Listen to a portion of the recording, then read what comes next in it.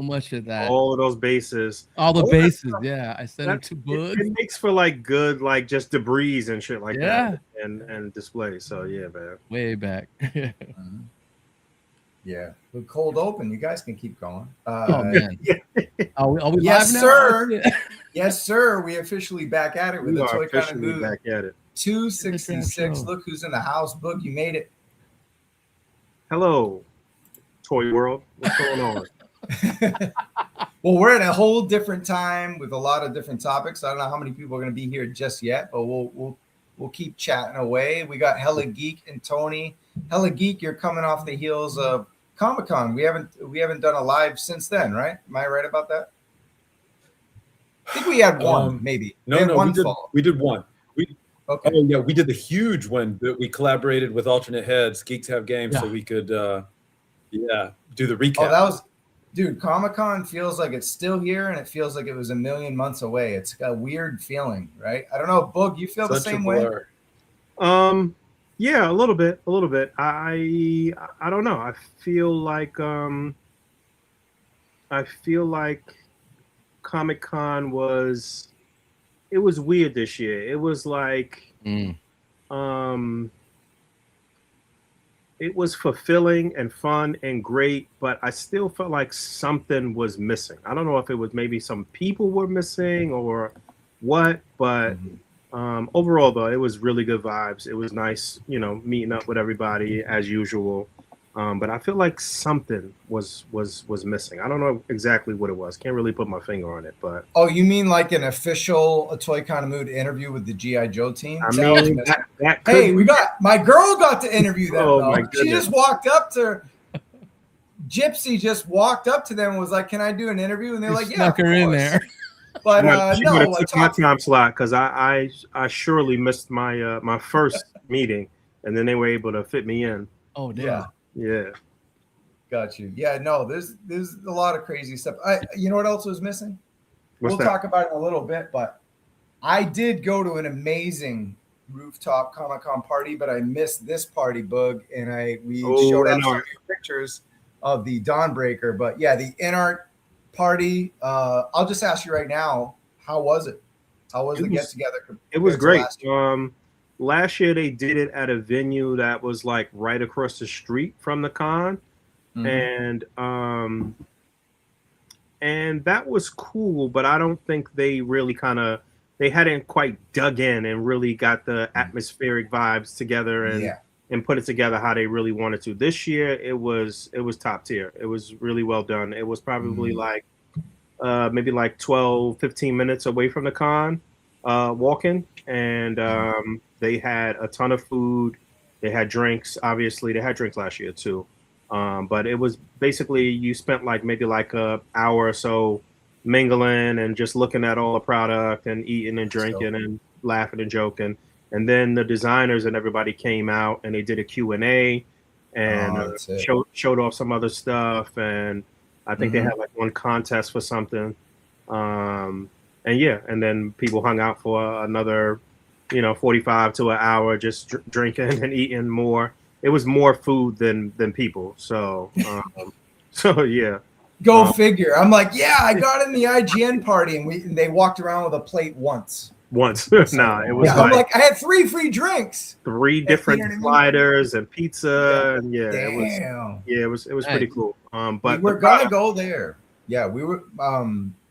Mish and I were gonna go to the Inart thing. We weren't like invited. I haven't really been able to connect with that communication. I've been trying. You know, what I mean? Probably could have just got in. I don't see why it would have been a big deal. Wait, you had press credentials, right? Yes. Yeah. You definitely would have got in. For A Toy Kind of Mood too. This year was the first year we actually got official ATKM media, which was great. Paul gets in through Pro. Tony doesn't want to come to San Diego and hang out with us. Otherwise, even though I'm next door in Arizona. Yeah. Seriously, you're not that far, dude. I know. I need to make it one of the. Well, what's up with that? When you coming to? You gonna do it next year or what? I need to. And my sister lives over there too. So you have no hook up. Yeah. Well, she lives in. Oh my God, Fullerton. I think. I don't know how far that is. Is that like so it's closer than Arizona? It's closer than AZ, but yeah, I'm pretty sure I could swing Right. San Diego. That's like 3 hours. Hmm. Yeah, that's nothing. Yeah. Yeah. Well, getting the hotel there is madness. Did you have good a good place to stay, Boog? Like yeah, good setup? my boy Brad has been the quarterback for our Airbnb for the past couple years. Mm-hmm. And, Yeah. we were at a place that was maybe 20 minutes out from the con. It was kind of out there a little bit, but it was super duper nice, accommodating. It was cool. It was real nice. Yeah, I stayed in Mira Mesa, but driving every day wasn't bad, and actually getting parking wasn't bad either. I was shocked that they had, seeing I live in LA, when you pay $30 for parking, that's like nothing. Yeah. Like it's going to sound crazy to a lot of people in the chat. Like $30 a park, I'll pay $5 in Alabama and shit. But like in San Diego to pay 30 during Comic-Con weekend, I paid either 30 or 35 and walked like 15 minutes. It was so convenient. It worked out great. Yeah, there was also parking at the like pier too. Like back that way, you could have parked as well. But yeah, New York prices are like that as well. So you pay minimum $30, $40, $50 for a parking garage and shit. It's crazy. For sure. We'll get into more Comic-Con. I'll say hi to some people and then we'll get right into the stream. Cool. Kind of a cold open today at Tokon Mood 266. What we're going to talk about is what should the SDCC 2027 exclusives be. We're going to cover G.I. Joe, of course, Marvel, Jada, and DC. So our top 4 brands. So we got Scott Slater here. What's up, boys? Greetings from Air Force Land out here in Cali. Hey, what's up, man? What up? So good to see some new names are calling here. Real Figs. What's up, man? Cool to see some other people. And if you got Comic-Con exclusives wish list through any of the brands we talk about, let us know. The first thing I want to talk about though is a video I did, and because it's not G.I. Joe, no one saw it. But I'll say this: this is my favorite video. It's the best video I've ever done. I put like a day of work in for no reason, but honestly, like it really is a fascinating video for me because this game has been taken over my life. It's Marvel Tokon, Fighting Souls. It's I'm a big Guilty Gear guy. I'm a big Arc System work guy. They've also done Dragon Ball Fighters in the past, and they have a new take on design. So Boog, I'll get your opinion on this first. Like the thing that enamored me about this game was the fact that when Arc System Works, the developers had to submit designs to Disney, Marvel. They tried to make them Americanized, and whoever is directing it from the American point of view sent them back and said, no, I want what you guys do best. Right. And what we got was some very dope anime style, manga style, Marvel design. Some of the characters are kind of untouched, some of the more popular characters, but I really love their artistic take, and I'll take you guys through all the designs. But Boog, have you played this? Have you heard of it? What's your take on Tokon? Now, I'm the absolute wrong guy to talk to about video games these days. Well, but you're not the wrong guy to talk to about Marvel designs. However, that's why, when it comes to the Marvel comics, that's my go-to. And we did actually talk about this a little bit on the A.C.B.A. podcast, and we made it a point to mention the designs. And David and Rick P, those guys are really into video games. But I would agree, these designs look fresh, they look very good, and I think they would make great Marvel Legends figures, and probably even better like Amazing Yamaguchi figures or something like that. But these designs are very nice, vibrant. They look good. I did see some of the gameplay. I'm not playing video games actively these days, but I'm in the know as it relates to our world and pop culture and toys and stuff. So. Well, is this what you're playing on your birthday, Travis? Oh, guys, say that again, Romo. Sorry. Is this what you're playing on your birthday? Yeah, it was. Okay. So I threw together a whole. You didn't leave the house? Tournament. Him and Paul were there playing games and shit. I was like, Paul was there. Paul, you tell them how it went. What from a different outsider's perspective? How did the tournament go on my birthday? It was amazing. Like nice. I had a blast. Trav told everybody, hey, show up around noon. I started driving out there. I forgot his birthday present, so I came back to pick those up. I ended up not getting there until a little after 1. And I thought, man. I was like, oh, we're gonna be there a few hours celebrating. I don't know, man. I don't think I left till what, 9:30, Trev?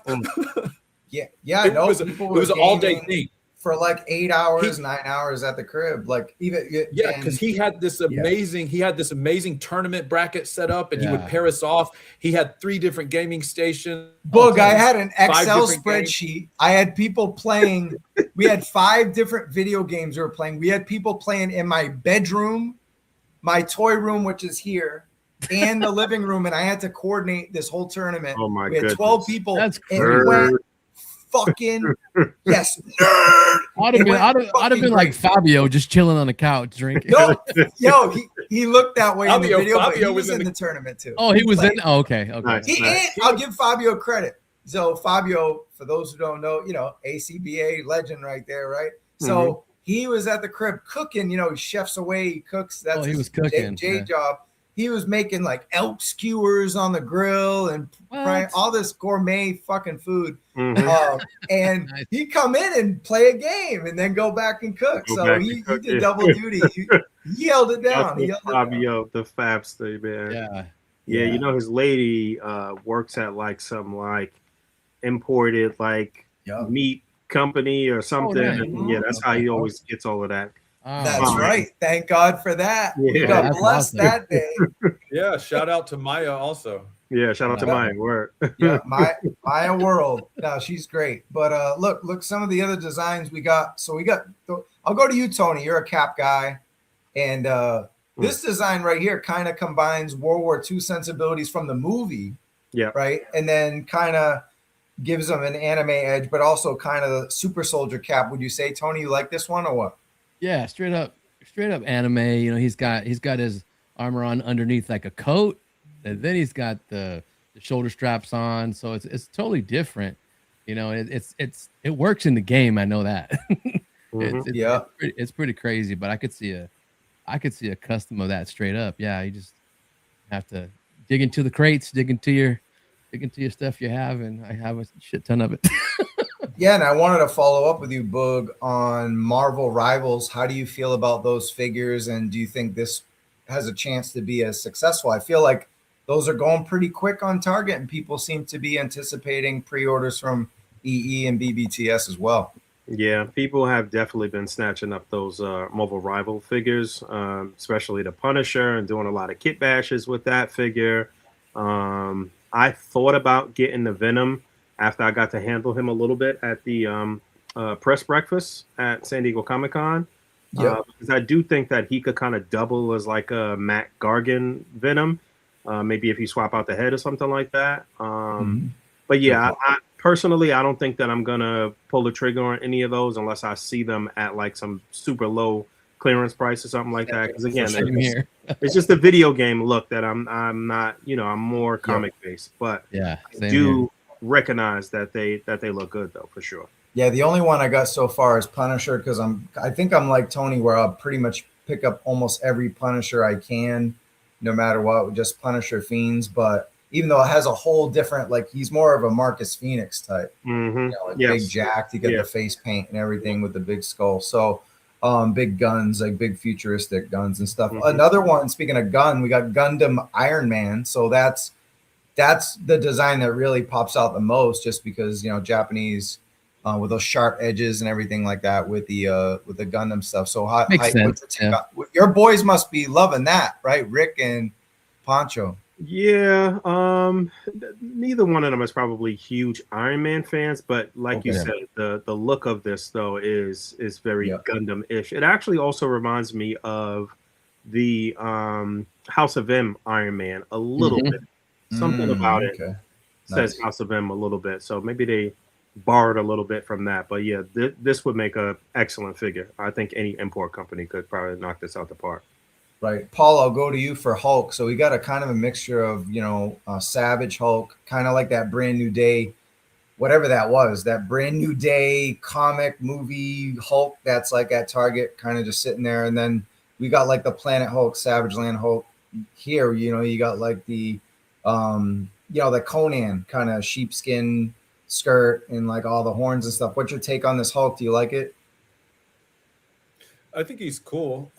You know, like variations on Hulk. I think that's always welcome to Hulk fans because you can only release, you know, shirtless purple pants Hulk so many times. You gotta have some variety in there. So like Gladiator Hulk with Ragnarok was a lot of fun when that came out. This will be another addition to the line. There's recently Professor Hulk has recently been released, and so yeah, you got to have some variations on him. I say bring it on.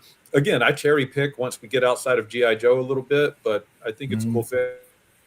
Yeah, and it's like he had a crossover and went and got pieces of Doomsday and put them on him or something. Yeah. Oh, totally. Yeah. Yes. Yeah. Good call there. Magneto and Wolverine are pretty much untouched. You know, they definitely have the anime aesthetic to it, but that's pretty much just a Jim Lee Wolverine with some, you know, more, you know, the anime form factor. And then Storm has a little bit of a design, but it's the punk rock Storm that's so much better than that, like the Strange Tales. I talk about that in the video and go into detail, so we'll just pass on through.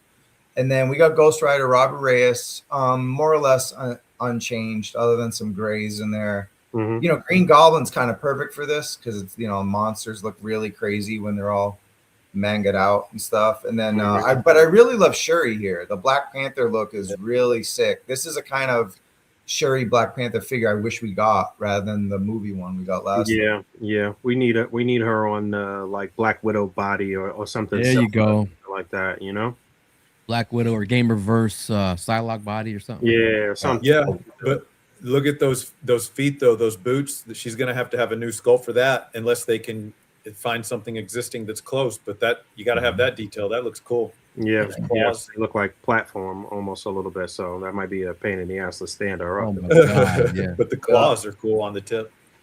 And then Star-Lord has another, you know, more kind of a Gundam style or what am I thinking of? The Power Rangers, the Kamen Rider.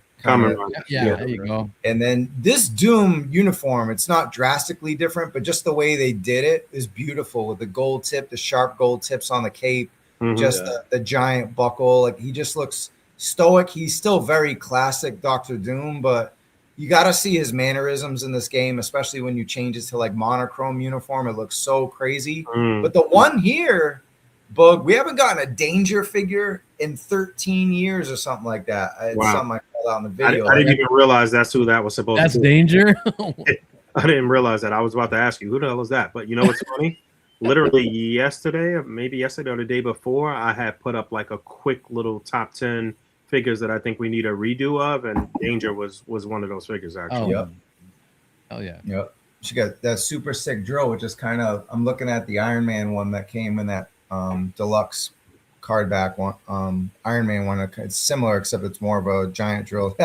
Aaron says, yeah, that's a big ass drill. So it's giving me that Marvel versus Capcom 2 character that would come out with that.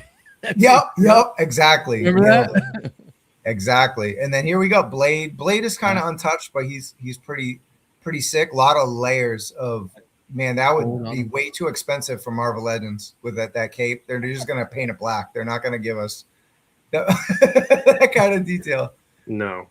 But Carnage is a game changer to me because I know we gotten some great Carnages in the past, but just the way he's always been kind of skinny. In this, he's got a very like a Venom-like build, and then those tendrils, and then in the game, his super turns into a shark, like a Carnage shark. It's so crazy. And I would pay through the roof if they were emulate that. And I think at the end of the day, these would make great figures, not just for Legends, but also for like either Inart, LPZZ, like you mentioned, what was it, SH Fig Arts, Tamashi Nation, Revoltech. There's a lot of companies. Do you have one that do you think that could make these designs the best?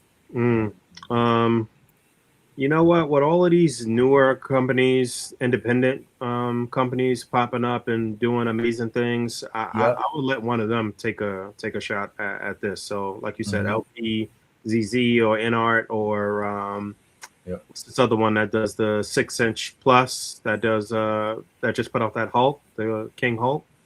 I mean, there's 5K Toys, right? There's so many independent companies that could probably really knock this out of the park. That are killing it right now. Yeah. I think that's a great call because, if we're talking about, like Trav, like you mentioned, the level of detail that is on these designs, unless it's like classified, you're not getting that level of detail from Hasbro on these, basic figures. So I think, definitely going to another company, giving them a shot at this line would be the way to go. Yeah. We got some great the comments. Carnage is like a triple threat. It's like a mashup of Carnage, Venom, and like a little bit with the color scheme. But I do like that. I do like the design. Yeah. This might be one of my favorite, if not my favorite Carnage design ever, especially if you play the game. Bearded Sumo, what up, man? If we're not getting a comic book blade, I'll take that version from Tokon. Can we get an updated Ares? Yeah, that's the second comment tonight for Ares. I would love that. Yep. The Marvel Rivals Buck, like someone mentioned, that could be a good Ares for Dark Avengers. Could see that. I think I got him right here. Yeah. Oh, the Punisher. We keep talking about it. It's like right Ares, here, so yeah. might as well show it. Yeah, For those who don't know. By the way, it's right here in my pocket. Let me wait. He's a thick boy. Yeah, he's a big son. He's a big son. But yeah, it's gonna be different than your normal Punisher, but he's still a dope figure. And then hey, Woody in the house. So see what happens when we go early. We get some Woody's in the house. Adam Shark Eyes in the house. Tony or Jerk. What up? Hey lads, just a heads up. I've already got the 2027 exclusive. Just have no shit. That's why he's in the future. Adam's in the future down there. Yeah, right. Not a joke. Not a joke, folks. Him and Bobby B. Cool. Yeah. And then Colossal Customs. What up? It's impossible to have just one SDC exclusive figure for MLS, Asteroid, Professor X, Purple and Silver, Black Series, Moroff, New Wampa, Dark Talon. Well, that's a lot. You got want them to just come out with everything. I'm trying to save money, bro. You got Ms. Marvel, who's totally perfect for this game, and so is Penny Parker, because they're already anime characters. Now they actually look anime style. Spider-Man is pretty much just the Insomniac Spider-Man, but given a little anime vibe. But he's kind of untouched. They didn't want to really fuck with Wolverine and Spider-Man, and Deadpool is exactly the same. Wow. But for those who haven't played the game, Deadpool is the most anime dude in the game. So far people have found 34 plus mannerisms and Easter eggs for anime. He does the Naruto run where he's like this with his hands back. He does the whole Dragon Ball thing with the whole fire. He has so many like laying down and shit. He has the Jacko butt in the air thing. He has all kind of different references to anime, manga, and other fighting games. Like there's some Street Fighter references that he does. So that was cool to just leave him alone so everyone knows it's Deadpool, and then just give him all the anime.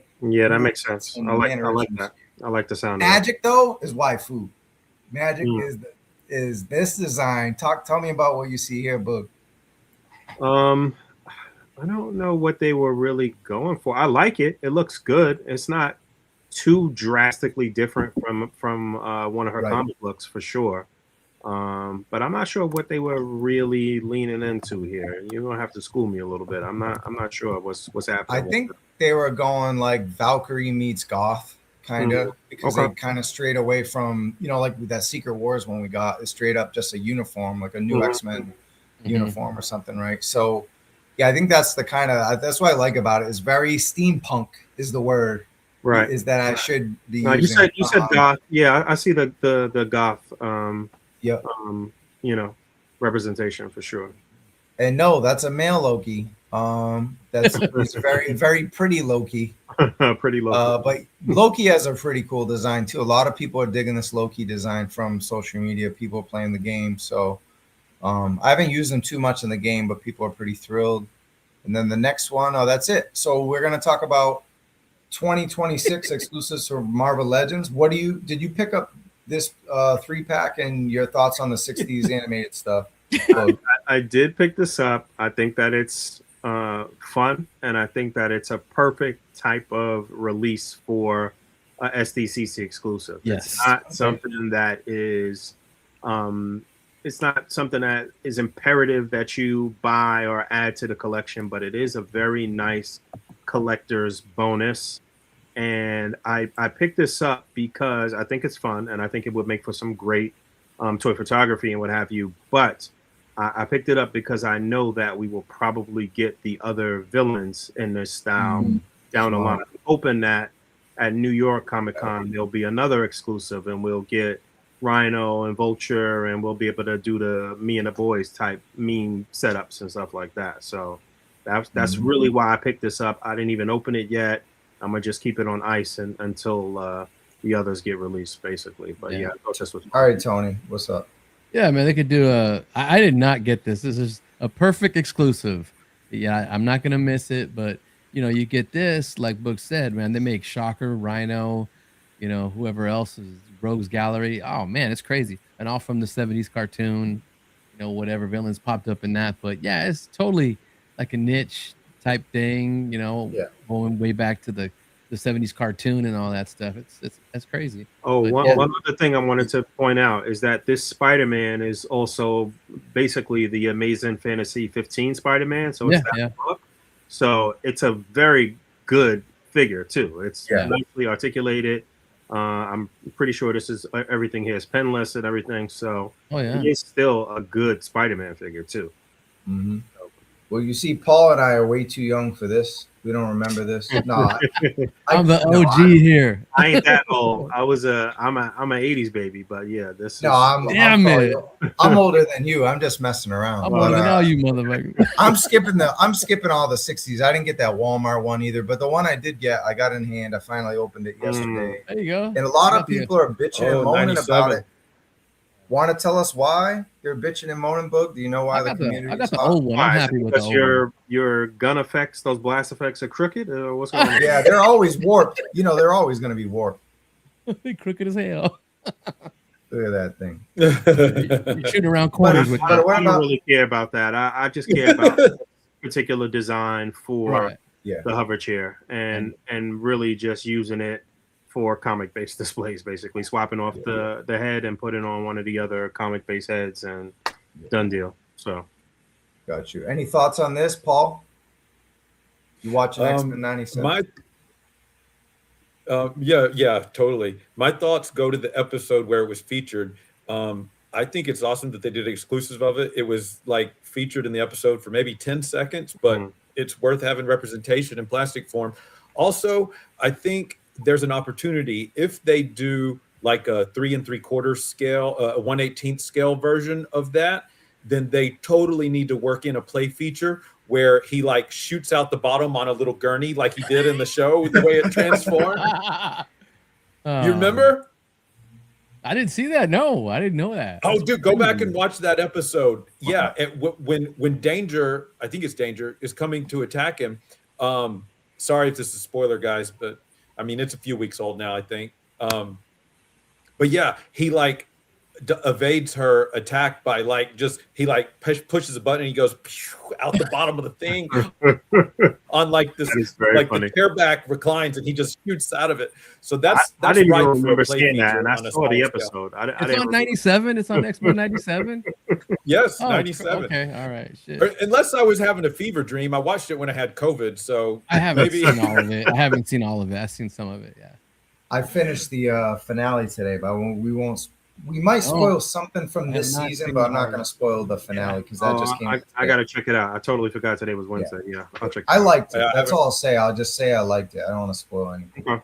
I've been a little disappointed with the past couple episodes, honestly. I saw your show Friday, and yeah, I was kind of shocked by that. But no, I get it. Like you were talking about Bo DeMaio, and he's still in the credits for a lot of the stuff. And there's actually some of the episodes in the middle say written by Bo. I got to meet him at Comic-Con last year, actually at the coin op when no one showed up. Oh, it was 2 years ago, actually. 2 years ago, he was there. That to me. Yeah, he was there 2 years ago. Cool dude. He was there with all the other some of the other toy people. But yeah, it was kind of like weird and messed up that they fired him for whatever it was. You know what I mean? Like social media. I still don't even really know the details of it. I just I feel like it had something to do with like essay or something like that, maybe. So you know that's touchy. So you can't really fight against that. So it is what it is. No, yeah, for sure. But it still has his touching it, but there is a different, like you said, they are skipping several storylines and pushing through a lot. But when they are touching upon it, I'm entertained. Could it be slower? Maybe not, but maybe the shelf life for the show, they don't have a long, well, once they fired the brains behind it, maybe they don't really see a long shelf life, so they're kind of just gonna gun through the main.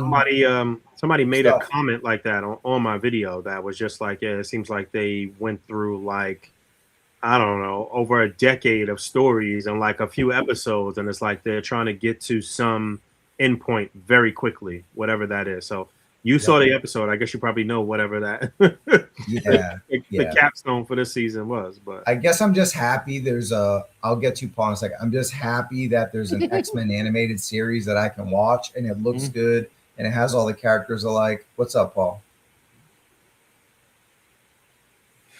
No, before we got off this Xavier X-Men 97 topic, I had to say one thing that is bugging me about this show, and I guess it is the way it is, but I realize Professor X is kind of like the sorceress of X-Men. He supposedly has all this power and is strong, but always gets just turned into a bitch. Like just becomes worthless and like I'm like, what is up with that? It's frustrating. I want to see him kick some ass. Yeah. It used to happen with the sorceress. She's got this, she's supposed to be able to wield this power, but only for a short while, or then somebody is able to take her out easily. I'm like, come on. That anyway, used to be used to be Jean Grey in the original series. She was always like, you know, passing nothing. out. Yeah. And then they made Jean Grey like a monster in every other form, so they were like, we can't do that to her in this. Right. We have a super chat, so let's cut to it. Sorry. Armoria, thank you so much with a $9.99. What up, ATKM crew and fellow collectors? Just showing some monetary love to the channel. Moody, keep up the good work. Hey, thank you so much. Appreciate that. It means a lot. So also shout out to KJ. Him and Tony's Figs will be on alternate heads today. So we're kind of reversing. Usually we're after them. Alternate heads on when we're done at around 6 p.m. Pacific time, 9 p.m. Eastern, 8 p.m. Central. So there we go. One last thing I'll ask about this thing is, do you think it's bad that they made a main character a Comic-Con exclusive? I'm always against that. But Paul mentioned that this chair is only in it for like one scene. So I'll go to you, Boog. Like are you really just totally against that with this particular one, or just your thoughts on that? No, not really. I mean, an exclusive is an exclusive. I kind of lean on both sides. When it's something that is not absolutely necessary to your collection, it's great. But also when it is something that's really highly sought after, it's still kind of great. It's still an exclusive.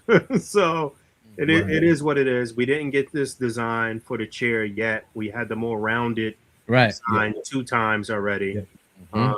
And this is definitely a look from the comic books.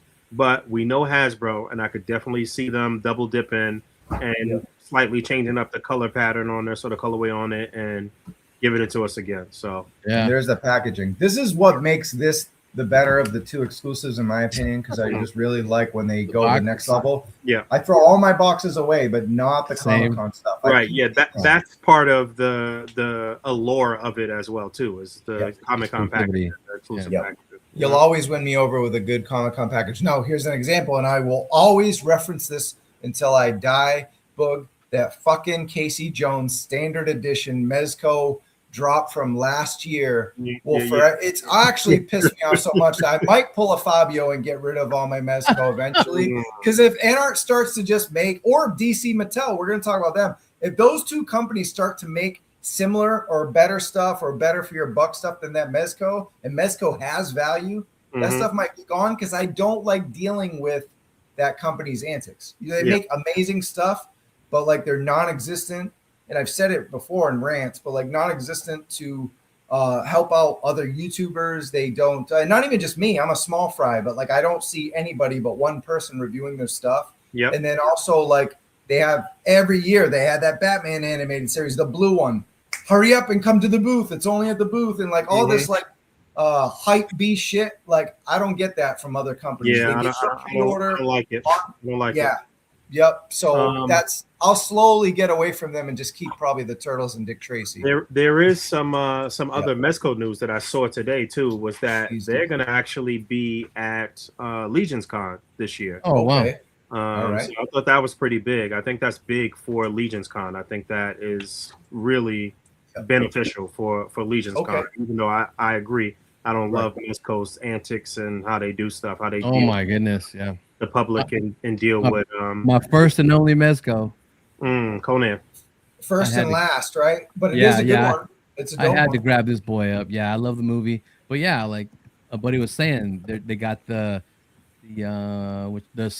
Pit Fighter ones coming out. They announced that one, and then I heard the Thief versions coming out. I'm like, oh man, what are you gonna do? Valeria and Subutai too? I'm all in, but damn, Mezco. Because it's Mezco. Shit ain't cheap, man. Shit ain't cheap. I know, but stuff's getting even worse and worse. Let's get to, I think Boog stepped out a sec. Let's get to doggy. No, I'm seeing my dog came and started disrupting. All right, well, good timing. Because we got your pick. We're gonna get finally 35 minutes in, having such a fun time. We're not getting to what we're supposed to, and that's the 2027 predictions. Your first, Boog, as our special guest, and you want the Invaders. I love this. It made our cover thumbnail. Talk to me about maybe what versions, what characters, how would Hasbro present this as an exclusive, like a box set or what? I think that this was one of these characters was another figure I mentioned that we need a redo for, was Bucky. Yes. We see New Age Bucky there. I don't see classic Bucky in these. But anyway, we do need an updated classic Captain America and Bucky.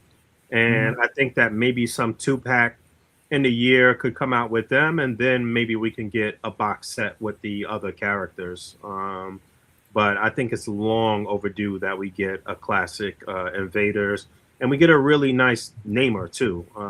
Endless and on maybe the Vulcan Buck or something like that, one of those nice medium build bucks.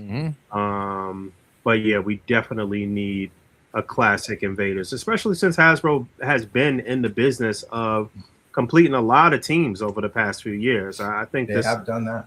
A no-brainer. I think they should definitely do this. Now, again, I don't know about the logistics of how they would actually do it. I think it would.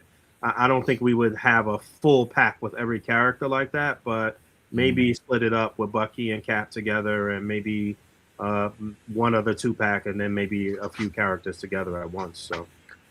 But yeah, I would love to see this in some form or fashion. Tony, you're an old school Marvel comic dude. Invaders, one of your favorite stories. You know, you got Spitfire, Union Jack, Human Torch. What do you think of them? No, not really. The Invaders, no, they never been. But I was like, we need iterations of these. You know, we already got the butt naked Namor. We did get another one with this black clothes on it. That's a sweet look. And that's the look. The Alex Ross picture in the middle, man. That looks dope. Union Jack and all them. That'd be sweet. I knew that would get to you. I actually want to cut to a couple comments real quick. Yes, we do like Motu. We don't cover a whole lot on this channel, but would like to in the future. Mod X is in the house. What up, man? Great YouTube channel. Oh wow, you guys are on a bit earlier. Able to see my boy Hellageek before I go to bed. What up? Cool. Professor Soundwaves, damn early. Yeah, we're early. So some people are like, oh, wait, hold on. Oh, wait, hold on now. Yeah, check it out. It was an idea from our guest, and I wasn't against it. I want to chill and watch AEW tonight. So, it was bad enough. We were already talking video games. So I didn't want to start talking about NBA and lose everyone. Now we actually have an audience, so I can bring it up. Well, on the sale of the Lakers, Boog, what do you think? Bob Iger. I just saw this today. From what I understand, it's Iger and Kushner's going halfsies, I guess, on the team. Probably. I don't know. They lost LeBron and got rid of the team. I mean, he got rid of the team. I'm 99% sure that LeBron probably already saw the writing on the wall and maybe knew that this sale was. Oh yeah, you know like, that. Yeah, I'm about it here. So Cool. yeah, I don't love the Kushners being involved in the NBA or anything really. But Yeah. so yeah, nah, I think it's going to turn a lot of people off to LA. So that's too bad. I'm turned off to NBA because my favorite player got traded for a fucking bucket of ice. So I'm done with Jaylen Brown on the Sixers, and then they got LeBron and all these other. I'm like, you know, these super NBA 2K teams. I'm done with it. I'm probably lying. I'm probably watch the Celtics home opener. It's gonna be exciting basketball no matter what. But yeah, I feel that. I know what I'm gonna be very upset watching it. We have the Patriots, so I don't care about basketball right now. All right, but one thing I do care about is Tony's choice for Marvel because I love me some Daughters of the Dragon, and you gotta like, you know, basically Black Widow and Misty there with Jessica. But yeah, talk to me about your pick. This is a great pick, man. I mean, let's do that. I mean, not everybody is into them. Not everybody knows them too much, but you know, they're in Iron Fist and all that. But you know me, I'm a huge Marvel Knights guy, and these two need to be in there as a 2-pack, as separate, whatever. It could be an exclusive that you can get it there and only there, or they can put it online, whatever. But you really need a good Misty Knight and Colleen Wing. Daughters of the Dragon, you could put them with, you know, your Iron Fist, your Luke Cage, Daredevil. They fit in big time with the Marvel Knights. And it's about time. We got iterations of them.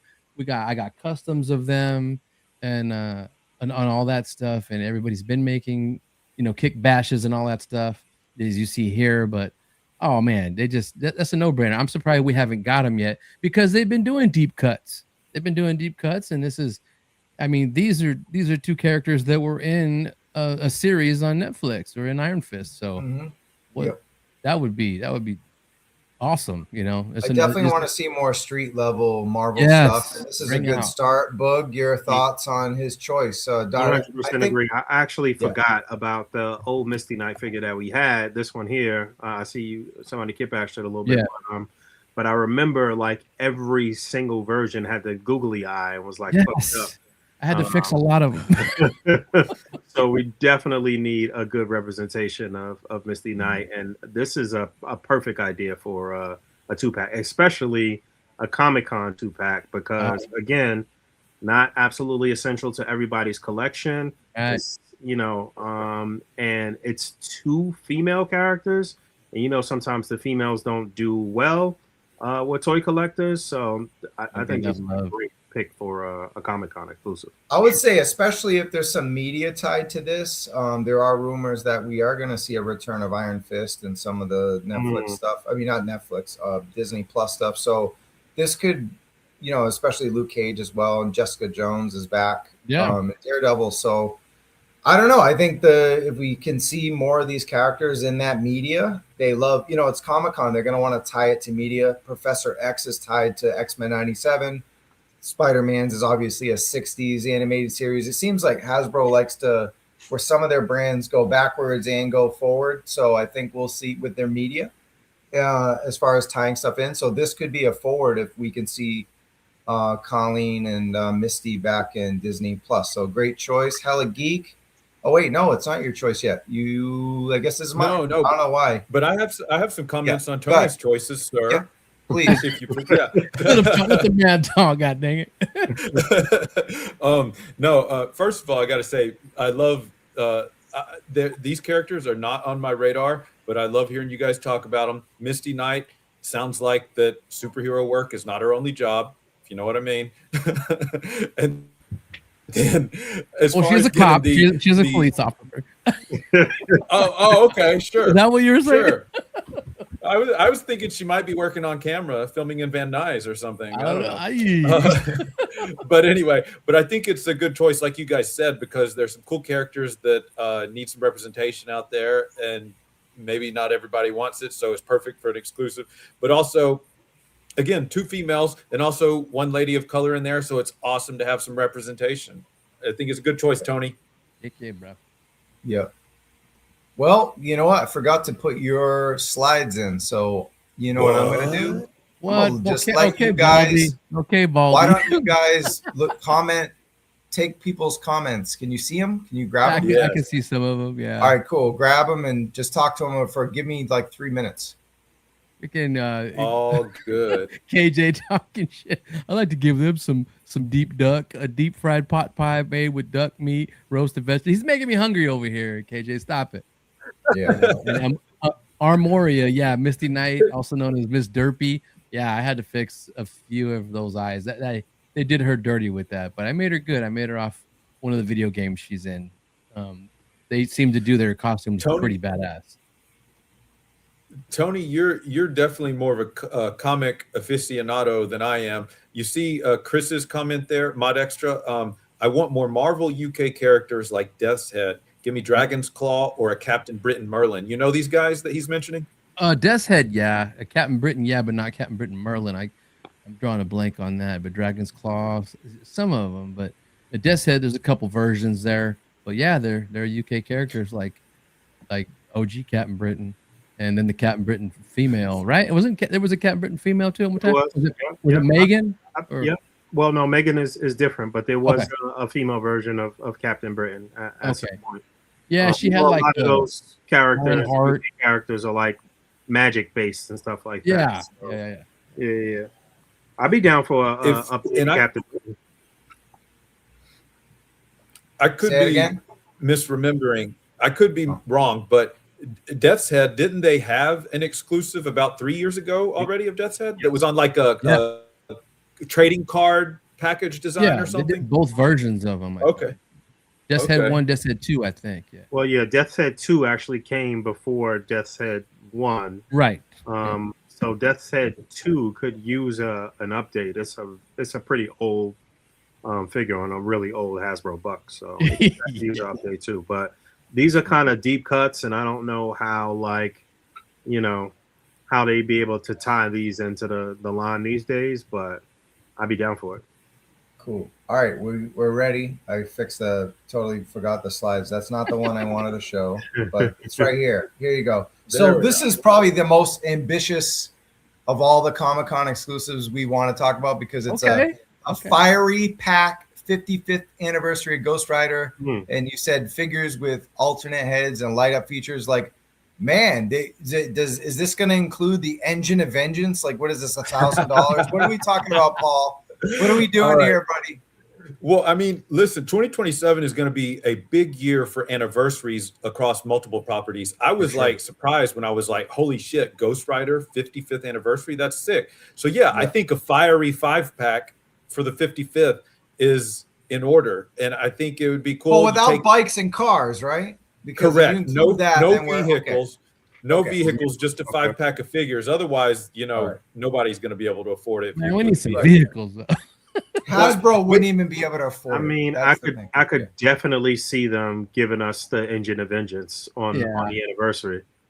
It's also the 20th or 25th anniversary of Marvel Legends next year too. Oh wow, yeah. Is it 20? I think it's 20. I think it might be 20. 07, remember? 20. Yeah.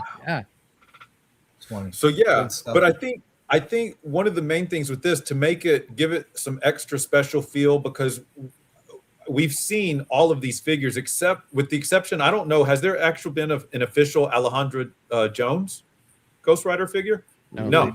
So that would be cool. And these are, I mean, arguably the 5 most popular Ghost Riders. So I think it would be, a cool pack. But yeah, alternate heads, have them powered up, powered down. And also I think light up features. Like if you guys saw Super 7's Mumra and Lion-O exclusive from this year, how they put the light up eyes. Oh, I saw that. I think if they were able to scale that down a little bit for 1/12, just a little, and use that sort of technology, it was really clever how the battery pack and the on-off switch is hidden inside the neck, and it still has an articulated head on top. But I mean, I think that's the way to go, to give it something different, even if they are reusing some other pieces, arms, legs, whatever. But just to, in 55, come on, it's a big anniversary. That's my take. Why I think something like this should be happening. Make it. That's actually a good point. If they're going to reuse bodies and molds, and the only thing they'd have to put money into is a couple light up things. I mean, that's not asking for a lot, but I still don't see them. I just don't see them doing it. It's truly not asking for a lot, but it is when it comes to Hasbro, though. Yeah. I just think it'd be cool. You got Johnny Blaze, you got Robbie Reyes, Danny Ketch, Frank as Cosmic Ghost Rider, and then Alejandra. So I think it's a good, well-rounded lineup. Yeah. No, it's a great fucking idea, but they're not in the business of doing great ideas. They're in their business of just making money by spending as little money as possible. That's just the honest truth. I do 1000% think that we'll get the Engine of Vengeance, though. It's literally the last piece from that HasLab that would give us everything at this point. So every other figure has been released, basically. Yeah, then Robbie can have his ride. Everybody else got their rides. I think it's is it Wolverine's anniversary as well next year? Oh, am I bugging? Sure. I feel like we have a Wolverine anniversary every other year, and that's coming from a guy who loves Wolverine and doesn't get mad. Actually, no, I'm lying because they celebrated Wolverine already, or was that a Marvel? 2 years ago, we got a lot of Wolverines. I feel like 2 or 3, maybe 3. It was like everything. We got those anniversary packs. Remember those 2 packs? Right. So I can't see them doing another rollout. Yeah, you're probably right. But they have the video game stuff coming out, though. Insomniac, that could be a tie-in, too. But I want to get to this. We talked about Xavier. So this is from a couple weeks ago, so it's not this week. But Gambit is kind of, the spirit of Apocalypse at this point, or the body, I should say. The spirit's in him as Apocalypse. So he's the Horseman of Death. And then you got Bride Rogue, Priest, Nightcrawler. Could make fun for a fun 3-pack if they don't just want to come out with the Horseman of Death.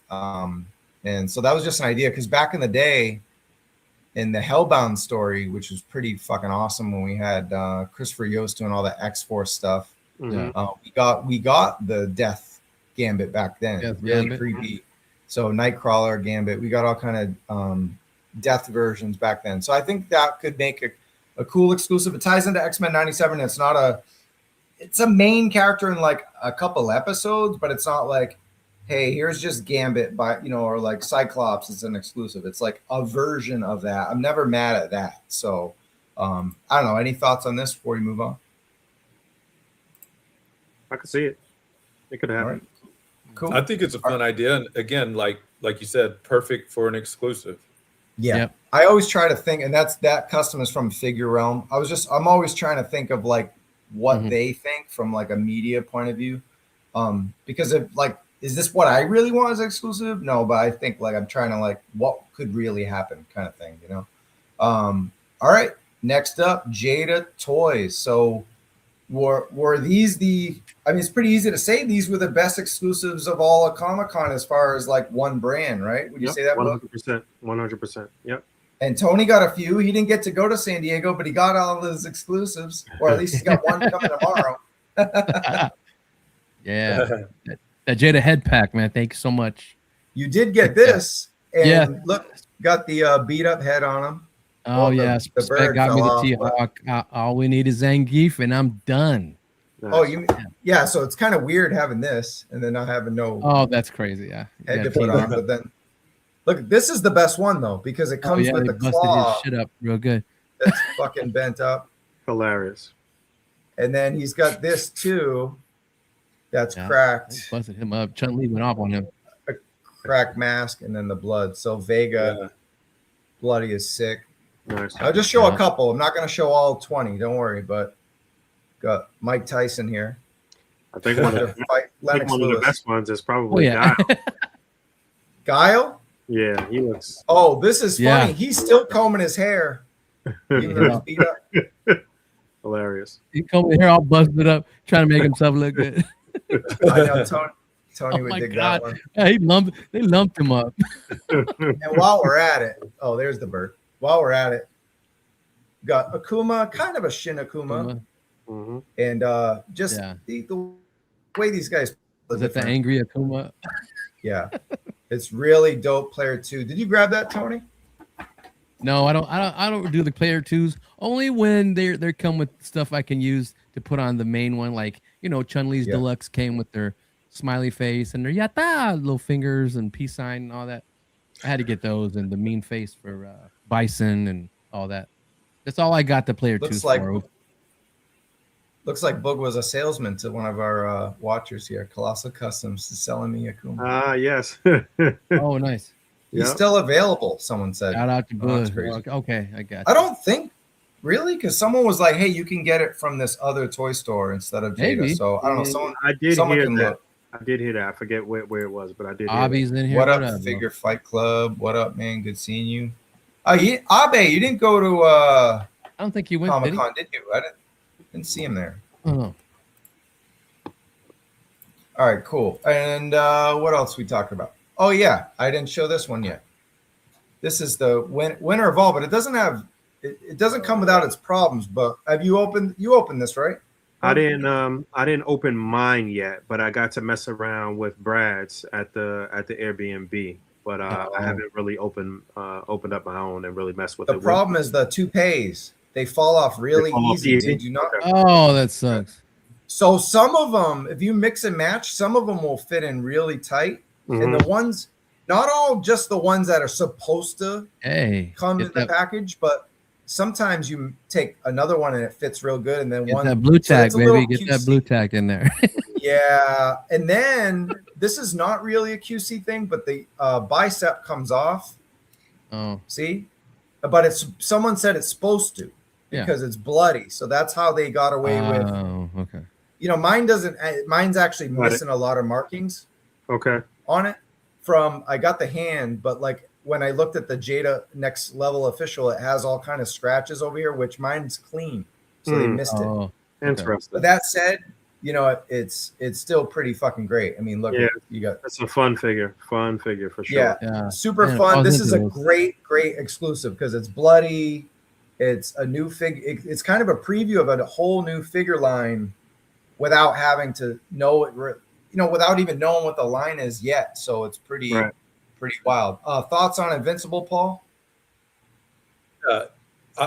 When you were talking about that removable bicep, I just thought that might be intentional future proofing because if you recall, he did for a while wear that armor on that. So what if they're going to release a expansion pack where he has that armored and then they have the leg in it too? Because you remember he had the armor on the arm and the leg. Yeah, that's right. Yeah. Yeah. But I don't want to pop their leg off. That leg's not coming off. Yeah, no, they'll probably just, I mean, I don't know how they'll do the leg, but they'll figure it out. There's a way. No, I could definitely see that. I'm like 90% sure that you're right in that we'll see that as some type of DLC with some other character or something. Yeah, I can see that. Mm-hmm. Cool. Oh yeah, Abby says. I said A.B.A. Sorry, Abby. He did not go. He didn't go. Yeah, we got to hang in the Marvel panel last year, Figure Fight Club and I, but not this year. Yeah, some people didn't get to go. So okay, cool. All right, this Cecil Stedman Boog. This was your pick. Great pick because suited body. He's a main character, but he's not like one of those super, you know, posable. It's not Invincible, Omni-Man, or anything like that. So I think this is a great choice. You want to kind of dig deeper in your thought process behind this one. I think that this would be a great Comic-Con exclusive because, again, like you said, he is a mainstay on the show. He's a main character, but he's not one of the super powered, like, premier in-your-face characters, even though he does kind of wield some power. I think it's a good exclusive to play around with. Maybe it could be a 2-pack with the other dude that works with him. That's like a clone or robot or something like that. The dude with the glasses, But yeah, a suited body. I mean, I'm sure Jada would still pull out all the stops in terms of articulation and everything, even though it's just a suited body. But yeah, I could see them having some fun with this and doing some different things. The 2-pack idea makes a lot of sense to come with like some kind of, like you said, a mech or like accessories or like a dial piece or because just a dude in a suited body that wouldn't suffice, right? But as part of that package to open the door to some other accessories, maybe some extra heads for other people like they do with Conquest, stuff like that. I think this is a terrific idea. Yeah. Lots of DLC. I mean, like Paul mentioned, maybe the extra arm for Mark could come with Cecil. You know what I'm saying? Yeah. So, photos, a lot of potential. But I would definitely love to see a Cecil character and figure form for sure. Bobby Hill. Yeah. He does. That's a good one. Yeah, He's so this grown picture up is from the Bobby with video game. glasses. Oh yeah, exactly. This is from the Invincible versus Invincible. I said for the seventh time. Mitch. Invincible versus fighting game, but they look like figures. They look like toyetic as shit. So you know what? Coming with one of these like Android things that they use in the show would actually be good too. Yeah, there you go, right there. That kind of the thing about right Cecil, because I think this is a great choice, Boog, but just because he is so crucial to the storylines, I would say if he's going to be an exclusive, give that flashback version. Are you caught up? You know what? That did cross my mind too. The young Cecil, the younger Cecil. Yeah, right? Because this one's more like mainstream for the show. And so maybe that was like some people be like, well, I don't need him, but that'd be cool. Either way, give us Cecil, please. Yeah, that's clever. That would be a good exclusive for sure. Yep. Cool. So in this Jada segment, we all picked from different brands. I got a couple brands, but you had Invincible, and I'll stick with Invincible. I went with Emperor Nolan when he was a Viltrumite. He had the suit as Omni-Man, and it's kind of that whole regal red and white Viltrumite Empire uniform. You know, you'd want like a fabric cape, and then maybe like an alternate yelling head and a scarred up face. You know what I mean? So I think this was just a pick. It's from the comic. It's not in the show yet or anything, but as we're going to see, they're probably going to start diving into both a little bit. I don't know what contractually what they can do. Do you know, Boog, if they can do comic stuff? I mean, the yellow and blue Invincible is kind of that, but as far as I know, Jada has to stick to the show, right? Stick to the show. Okay. Gotcha. Well, it's an idea for an exclusive in case they get a chance. Yeah, I mean, but like you said, they'll probably get around to something of this in a flashback or something in the show. I guess I don't know, but yeah, from what I understand, they have to stick to the show. That's what they're doing. Okay, and then we just showed off the You Lose heads. Here you go. You could have literally one of the best storylines in Invincible is that alternate universe, the evil Invincible head pack. You could do like the You Lose head pack, kind of showcasing all the multiversal evil Mark Grayson's counterparts, and maybe change it. Maybe just give us one or two uniforms that are different, but like just give us a bunch of different heads that could work with these or some of the other Mark Graysons that we get, just to get different versions, maybe the ones that make sense. And then as you see, there's an Omni-Man face and stuff and a kind of a cowl and stuff. So this could be a good idea if they want to give us a whole nother pack with different hands and faces and maybe some skins and stuff like that. So I don't know. I thought this was this would be a home run for them too. That's cool. There was it's my understanding that they are pretty far out in the planning of this line in terms of the next however many waves, that it's pretty much a done deal. So love it. Cool. All right. Next up, we got Tony. You got cereal mascot. Someone had to touch it. Of course, it was you. Toucan Sam, Lucky, and Come on, Trix. baby. Come on. I want to make room over there for nothing but the cereal mascot. You started it, you got to finish it. You get Lucky Leprechaun, Toucan Sam, the Trix Rabbit. You get the Sugar Bear. You get that frog. You get Captain Crunch. I want it all. That's something different. You know what I mean? And they're already killing it with their mascots. They're awesome. They're getting into the Flintstones because of Cocoa Puffs and Fruity Pebbles and stuff like that, and they can branch Frosted off Flakes we had last year too. Yeah, they got Tony the Tiger. Give me the rest. You could keep me and a lot of other people. Yeah, you could keep going. You could keep going with this if Jada and they could get the license to these. They're already shown what they can do. These other companies with all this, man, it'd be a badass little display, man. All of these, they're fun. They're fun little figures.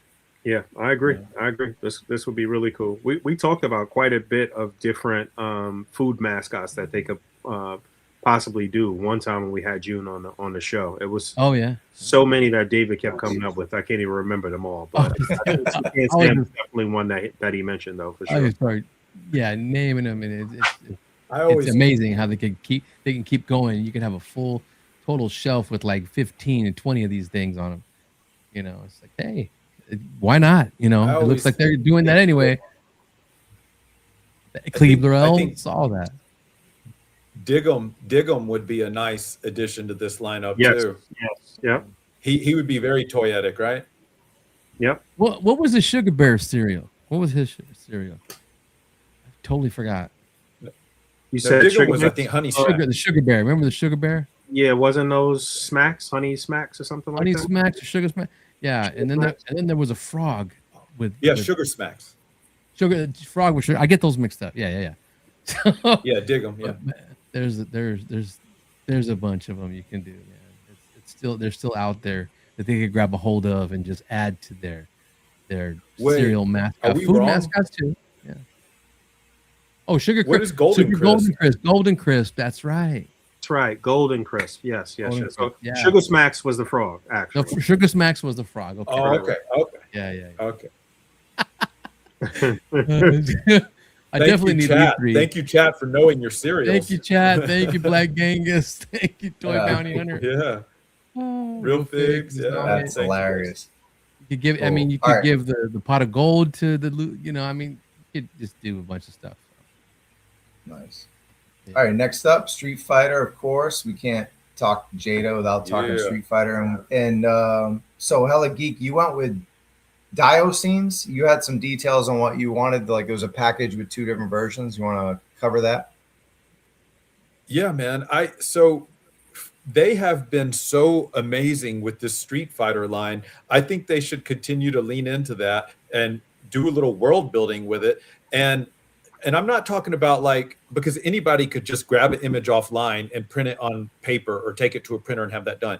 I think they should actually have a little bit of sculpted detail, not like crazy out there, but maybe like relief style, so that there's a little bit of depth to it that can be painted, but it's not like a full on, 3-dimensional Dio. And then you could supplement the backgrounds, like do all the different backgrounds. You could supplement those with some of actual pieces that could sit in front of this relief style background, like the breakables, like the crates or the signage and stuff like that. And if they want to get real fancy, they could do 2 options like the game, where they do this, where it's the more updated, clean looking, or they give you that one too, where it's a little more old school pixelated. Yeah, I love this idea. Thanks for sending me these slides too. These are pretty cool. I like how you have the super clean one right there, updated Street Fighter like 4, and then you got shout out to Duarte Studios. He's doing these. I don't know if he's still doing them, but man, he's making some badass. Go. Say that one more time. Duarte Studios. He's killing it with these backgrounds, but they're really intricate. Cool. Can you type that out in a comment and I'll post it for people to check it out? Yeah. Cool. And maybe you have a website. If you got it, we'll throw that on there. I'll look for it. Cool. I want to mention that we have, we got some new names in the chat tonight. So if you're new to the channel, we're a Toy Kind of Mood, Travis, Paul, Tony, and then Boog was nice enough to hang. And it was good to see him at Comic-Con. And we're talking about a fun wish list show on exclusives for next year, covering our 4 prime brands. So if you're new and you like what you see, hit the like button and then also subscribe. That we really appreciate that. And we're almost at 10K. I just noticed that today. Nice. Almost at 10K, 10,000 subscribers. So way to go, a Toy Kind of Mood community. Really appreciate that. Baldy says, because last time you were supposed to be on, Baldy was on the show, and he says, "Yo, so Boog is real. I thought he was a myth." We missed each other. And he has his camera on. He has his camera on this time. We missed each other last time. Yeah, we're truly blessed. This is the clone Boog. Sorry. There we go. I'm gonna stick with Terminator Boog. Terminator Boog. T1 Boog. I'm gonna stick with Ryu and Ken because thinking about it from their perspective, they're shifting to Alpha 3. Now, when I talked to June in our interview, he mentioned, and this was like a key thing from the whole interview, was like I got the sense that they weren't going to stick with Alpha 3 for too long. That's just me. I don't know, Boog, how you felt. I don't know if you got to talk to him, but do you sense that from him, that it's kind of like they have their line, but they're not going to spend on, they're not going to spend 3 or 4 years with it. It doesn't feel like. Yeah, that was the idea, the sense that I got as well. Yeah, that they're gonna really be, it's gonna be a real surgical, targeted strike with these figures for sure, with the Alpha figures. So yeah, I think they know. We saw 3 of them, right, or 4? We saw 2 at SDCC, right? We have 5 so far. We got 3 at Comic-Con and 2, of course, Ryu and Chun-Li the year before. And no, 6, because we got Nash, right? Is it Charlie or Nash? One of them. Charlie. Charlie. Charlie. Is it Charlie? Charlie. So we got Charlie because they're almost the same. They're like the sons of Guile, right? So we got Charlie, and then the next one we got Guy, Adon, and Sakura. Right. Those are the 6. Correct. Yeah. Okay. So, yeah, you're right. Yep. Dope. So we got 6, but this is just an idea if they want to capitalize. Say everything's going well, they're selling. I thought a dramatic battle when they actually have a 2-on-1 would be cool. I wouldn't include M. Bison because he's literally the same as what they got, but you could do. Ken has a different, style, as you could maybe see from the art. It's kind of hard capturing these images from the game, but I just want to say it was. I'm sorry, it was Charlie Nash. That's Guile's best friend. Yeah. Charlie Nash. There you go. So it's the same name. Sorry, I get confused because people are like Charlie or Nash. I'm like, okay. Been a minute, guys. But no, my point here is that Ken from Alpha 3 has a different look. He's got longer hair. He's got a long mullet. Ryu, they already got Ryu, so they could give us a player 2 Ryu from the one that we saw, and then give us a yellow. We haven't gotten a yellow Ken, so I'm sure they'll come out with Ken. So this could be a cool 2-pack, and then it would have the Alpha 3 loading screen where they're actually on the same team, instead of going against each other against the M. Bison. I don't think M. Bison would look too different. Not sure. So I don't know if it would be a 3-pack, but either way, I thought this would be cool. Someone in the comments, Real Figs. Oh, there it is. There's the box image. Looks like his costume's a little more vibrant, a little more red, vibrant. On Bison? Yeah. On Bison. Okay. He does look different, so that's true. They could do a alpha take on that. And then we've been asking about this for years. This makes sense. Just the bonus stage, we got the drums with Violent Ken. It just makes sense to get the car. And they make cars. They make die-cast cars. So why not bump it up from 118 to 112, come out with a couple barrels and stuff. I think it would do great. I think the car would do good, and it's all in-house. You know what I mean? They make they're really a car company at the end of the day. So die-cast car company, that is, not Toyota, but it would be fun. I think this makes sense. And then the other one was actually someone in the Jada Facebook group gave me a fun idea for a cyborg, Cyber Akuma, because everyone wants Shin Akuma, and I think we got close. In case you're just joining us now, this one is close to Shin Akuma. Some people will call it that, but this one has it's a bulkier build form factor. He's got the beard, but also he could have a cyborg. So you could have the alternate head with the beard and then the cyborg head. Yeah. And then you could have the cyborg body too. And then you could use that bearded head on one of his other bodies. And then you could do a shirtless look with the wolf skin. So it's an opportunity to do Shin Akuma, but also Marvel Heroes versus Street Fighter version of the Cyber. Just an idea. They like Akuma. I don't know if they would do Akuma back-to-back Comic-Cons, but fun idea here at the end of the day. So I agree. Cool. All right. Next, we're going to DC land, and we talked about Inart. But I'll show this guy again. Did you get the Batman Arkham Origins, or did you get to play with it at the party or anything, Boog?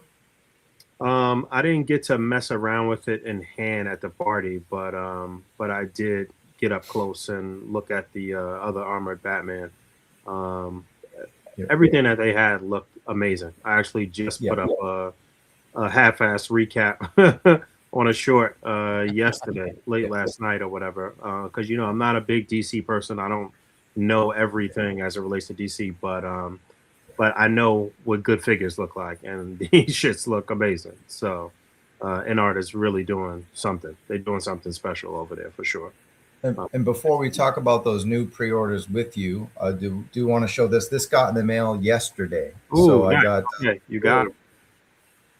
I got this from 1/6 Kit. He seems to, if you can't get it directly from Inart, because I think you basically have to order it the second they put it up, or it sells out, and then you're not allowed to order from them. It's only internationally.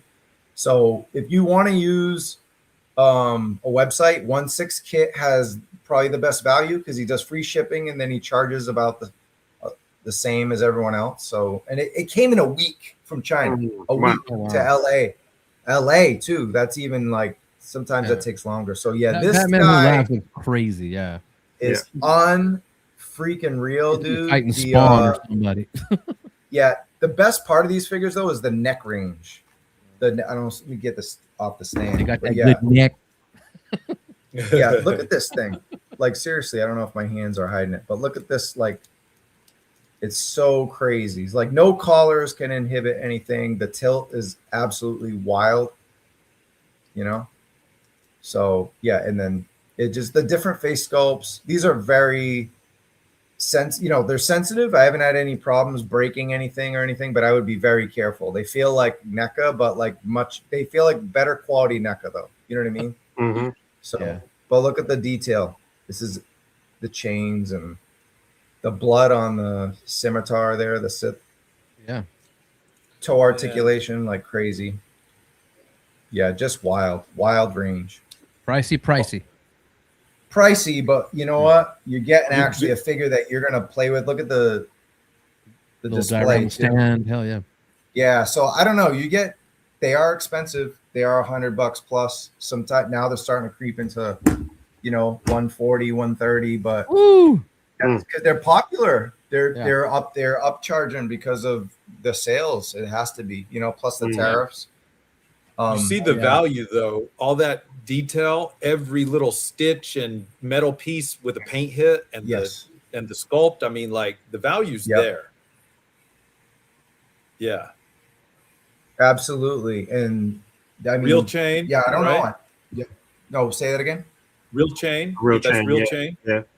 Yeah. See, they don't take any shortcuts. There's no shortcuts. Everything's like metal chain. You know what I mean? Like, to me, I would rather have this than 4 $25 figures I'm going to just put on a shelf and be bored with. This, I'm going to get, it sounds crazy, right? To have 1 figure instead of 4, but this, I've had it for 2 days. I played with it way more than like half of these fucking G.I. Joes that are just sitting there. Like, some things are just. And I love this is a G.I. Joe channel, but I'm being honest. Like, this is a figure. If it's on my desk, I'm going to like mess with it, pose with it all day. I'm getting my money's worth out of it. I'm not just opening it and putting it on a shelf. That's what I do. The neck has I didn't really show it too well. It's much easier to do like when you're not in front of the camera, but the neck moves as well as the head pivot. So like compared to the Invincible, where I actually wanted to get it in a nice flight pose, but like see how I pull up his head and his hair falls off? And there's really no neck range, but the head doesn't tilt as well with the neck, where that one just will do it for you. It's so seamless. Damn neck. All right, there's Dawnbreaker. This is the one you got to have. You had this in your hand, right, Boog? Which one? The Dawnbreaker. No. Again, I didn't pick up any of these figures, but you had a great shot of it. I think very close to them. I could have touched them and picked them up.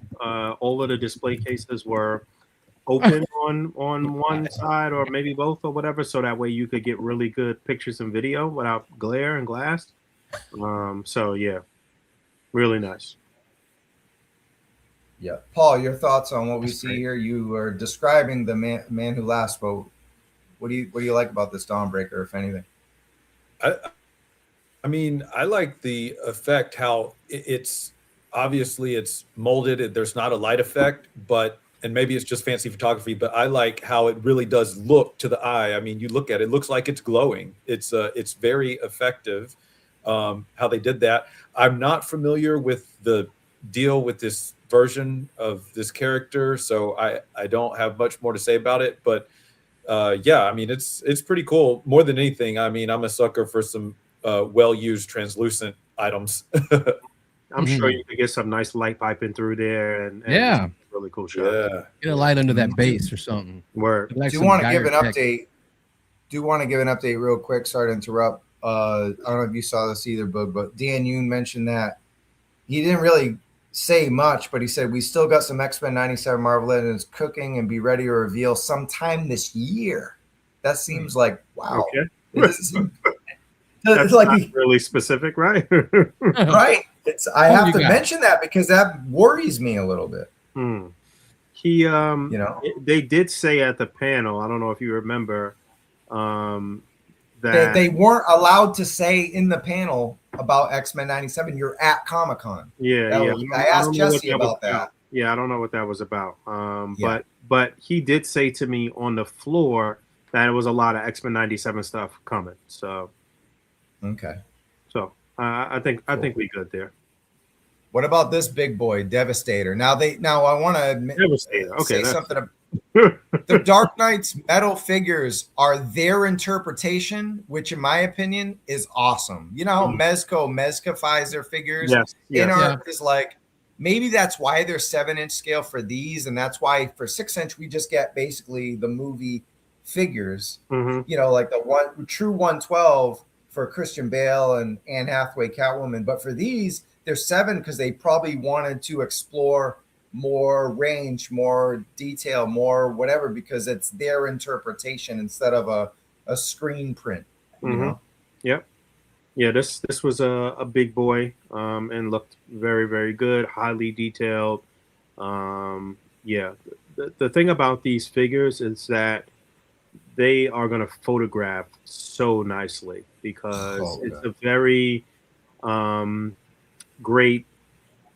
they're greatly engineered figures in terms of hiding the joints and this and that. And, you know, you kind of get into that realm where the toy photography, they don't even really look like toys if you got certain dramatic lighting and this and that. Like, you know what I mean? So it's very premiere. And I think their stuff and quite a few other companies are really leaning into great engineering in terms of hiding the joints and really getting you some great shots and toy photography. So yeah, this is great. Do you have any Inart? I have one. I have the Christian Bale Batman. Oh, okay, yeah, this one, because they sold this for $60, and now it's $110 on the website. Damn, I want to double back for Catwoman. I've got my Inart Batman with the Mafex Batpod actually. Oh, okay, nice. Sick. Oh, the Bat Pod. Yeah, awesome. the Bat Pod is the motorcycle, right? Yeah. Yes. Yep. Yeah, no, that's great. Yeah. And here's some more face detail. I mean, look, just like Paul, you were talking about the detail. That's crazy. Yeah, I mean, Boog nailed it too on the last with Devastator too. Like I can see, this closer image, I can see a neck joint, but honestly, I was really hard pressed to see any articulation cuts in that on the upper body. You know, in the other one, you could see a little bit more on the legs, but yeah, I mean, and all that sculpting too on this Batman, like they really do, like they have taken it to the next level with detail, and that's why you're going to pay a premium. And plus, then not only is it sculpted to the nth degree, but it's painted as well that way. So yeah, the paint and accessories. Crazy. Lots of them. Giant. When this came in, I was like, "What the? Did they send me 2?" I was like, "Man, I got lucky. They sent me 2." And no, it was just Batman Who Laughs. It's in this giant over there, but it's this giant freaking box because it just comes with so much. They package everything so well. If you're worried about it coming from China, they put like corner plastic pieces on all the corners of all the boxes and everything. Everything comes in perfect. Profit 924 says, "Hey, it's Boog." Yo. KJ held the DC basic figure in hand at Target and it had some good weight to it. Yeah, we'll talk about Mattel too. So right here, I am still confused by your pick for 2027 DC. We're talking now. We're shifting over to actually. You know what? Before that, let me ask one more question. So about Inart, they are apparent. I think Robo said this on his last weekly. They can only show the DC licensed stuff off-site. They actually can't be on the actual Comic-Con premises there because internationally they have the license, but they don't in the United States. That's why you have to buy from Gundam, VC's Toy Box, Oh, that's weird. Toys Okay. Metaverse, all this stuff, because they're not allowed to. I think Inart does post it at like for a minute, like, and then they sell out, and then they go, hey, we didn't do anything. But so we already asked you about the party, but what do you think? What should be their plans for next year? Or is this kind of just going to become the reality where maybe the most impressive toy company in the world is going to be off-site because of the licenses, and most of their stuff seems to be DC right now anyway, right? So is that, do you expect anything else for next year for Comic-Con from them, or? Oh no, I think they're going to continue. I think the excitement and the anticipation from the fans is there, and I think they know that. I think they felt the energy in the room at the event. I think they know that people are excited about these figures, so I think they'll keep leaning into more and more. And if you think about it, if you look at a company like Mafex, who has never really shown up at a San Diego Comic-Con, but slowly but surely they have been pushing way more product to the West. And I think that Inart and some of these other companies are going to pretty much fall in line. Like, we buy up all of that shit too. You know what I'm saying? So, so I think it's inevitable. And I think the appetite for collecting right now is at an all-time high. And I think these toy companies know that. Yeah. Right here, the man Beast Boy says, fill out the DC Heroes more. Mafex cool, but usually undersized. So actually, we're going to talk about toys that are probably at the right size, because now we have DC Mattel mainstream toys. We're going to get, some people just, I know Tony's a big McFarlane guy. I bought all those metal figures, DC Dark Knights metal. I had a couple of the early ones. I liked the designs, but after a while, I just couldn't do anything with them. They didn't match up with my Marvel Legends. See, I'm okay with these because these belong on a premiere shelf on their own, top shelf. Yeah. But with the top I still liquor. want a Batman and Aquaman to mess with Spider-Man and Captain America, especially since the companies do some crossovers. Yeah. Mattel DC collector line seems to be aiming to fill that void. They return to Comic-Con space next year because this year they weren't allowed. McFarlane's license ends this year, and then the adult collector stuff is allowed next year. What kind of exclusive, this is for the chat, what kind of exclusive do you think could make a statement? And then what's your expectations for DC Boog as far as the collector line? Do you think they're going to be on par Marvel Legends, better? Do you think they have the potential to be as big for DC as Marvel Legends is for Marvel? Yes. In short, yes, absolutely. Now, I do have a little bit of inside baseball in terms of the Mattel stuff, and nice. kind of knowing some of the things that are going to come out, and also knowing how hard they're about to go with the line. Woo. Marvel Legends is about to have a problem, and you already know I'm the #1 Marvel Legends shill, and I love Marvel, but that. DC is definitely coming for their throat, and they're gonna have their foot on Marvel's throat. Now, what I think that they're gonna do is try to really expedite getting out characters and teams and all of these type of things, and they're gonna try to build up very fast. They got a lot of stuff already planned out, already designed, a lot of stuff that's already finished. And yeah, I think they really coming for the jugular. So can I say my pick? Are we getting into the We're gonna get into it. I want to give a shout out to I want to give a shout out to the brand manager, Steve Ozer, because I've been close with him over the last few years as someone who has represented Mattel at their closed toy fair for WWE. I'm almost wondering if that's why I'm back at Mattel Toy Fair, because he's too worried about DC to worry about WWE. He knows he's in good hands with me. Right. But no, shout out to Steve, because he's very, just like BMAC has been with G.I. Joe lately, just like Dan Yoon has been with Marvel Legends. He's very transparent and very great with communication with the fans. He does lots of interviews. He'll do a show that has 100 subscribers. He'll do a show that has 100,000 subscribers. He'll go on chat rooms. He'll be on message boards. he's gonna let people know what's going on with DC as much as he's allowed to say. And I think that's a game changer.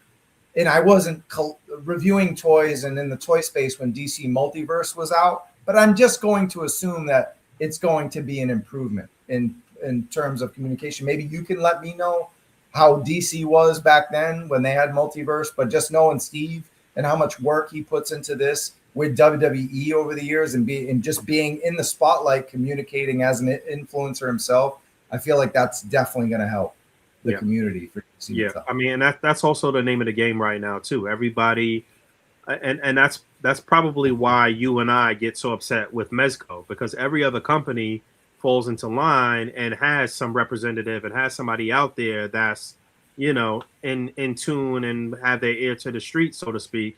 And that's literally the name of the game right now. Somebody that is the liaison or the go-between between us, the toy tuber people, and reviewers and what have you, and you know, the average regular collector basically.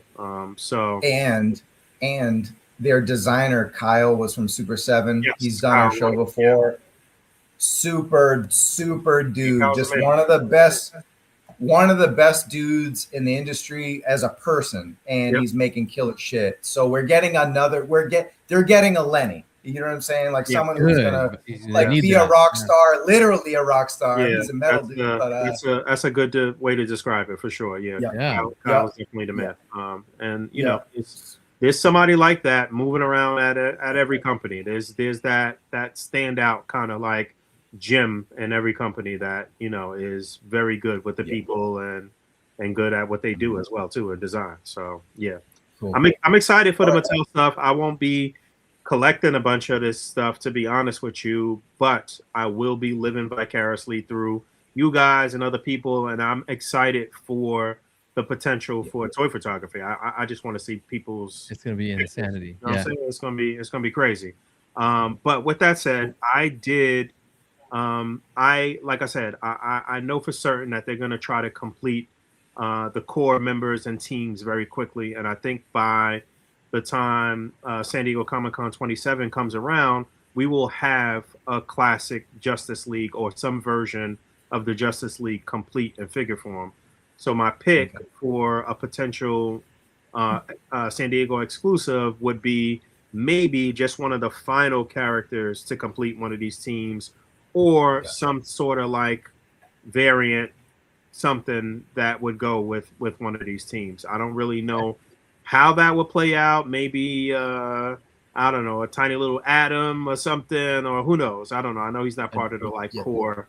Different Green Lantern or something. Different Green Lantern, something like that. Yeah, I could definitely see it. Different DLC. Maybe they might get into the DLC game and have some battle damage heads for some of the members or something like that. But or maybe some I took what you said and went a step further and did evil versions of the Justice League, because I was like, what is he trying to tell me? You know, we got Parallax, we got the Deathstorm, we got Superwoman from the Crime Syndicate. And Emperor Aquaman. And I know that they like sky's the limit with what they're doing right now. Mattel's got bread. Like they got as much money as Hasbro, if not more. So it's not Harvey money. It's not even a thing to be concerned with in terms of what they can do. And I know they are trying to do big things. And I'm talking like you know, vehicles and lots of accessories and all of that type of shit. So like it's gonna be intense. Their design team and engineering team is on another level, because I've seen some backstage stuff, and man, some of the vehicles, if they do get it done, that's one thing in Marvel Legends we don't have, besides bikes for Ghost Rider that take forever to come out. We don't have any. Where's our Punisher van? Where's the Deathbird? All these rumors for 15 to 25 years, we never got anything. We're gonna get Bat Pods, Batmobiles. We're gonna get everything you can imagine under the Joker mobile, everything you can imagine under the sun. You're gonna get the birds in the sky and everything, and they're gonna have pods on them and different functionality, and it's gonna be crazy. But I just thought these were fun picks. Tony, speaking of Deathstorm you gave me a couple, but I thought this would be the best Comic-Con exclusive is with the new book, Fury of the Firestorm. I thought Firestorm, a deluxe version that takes kind of what McFarlane did to another level, maybe different versions of the character, maybe a 2-pack, 3-pack that we see. What are your thoughts on Firestorm as an addition to the DC collector line?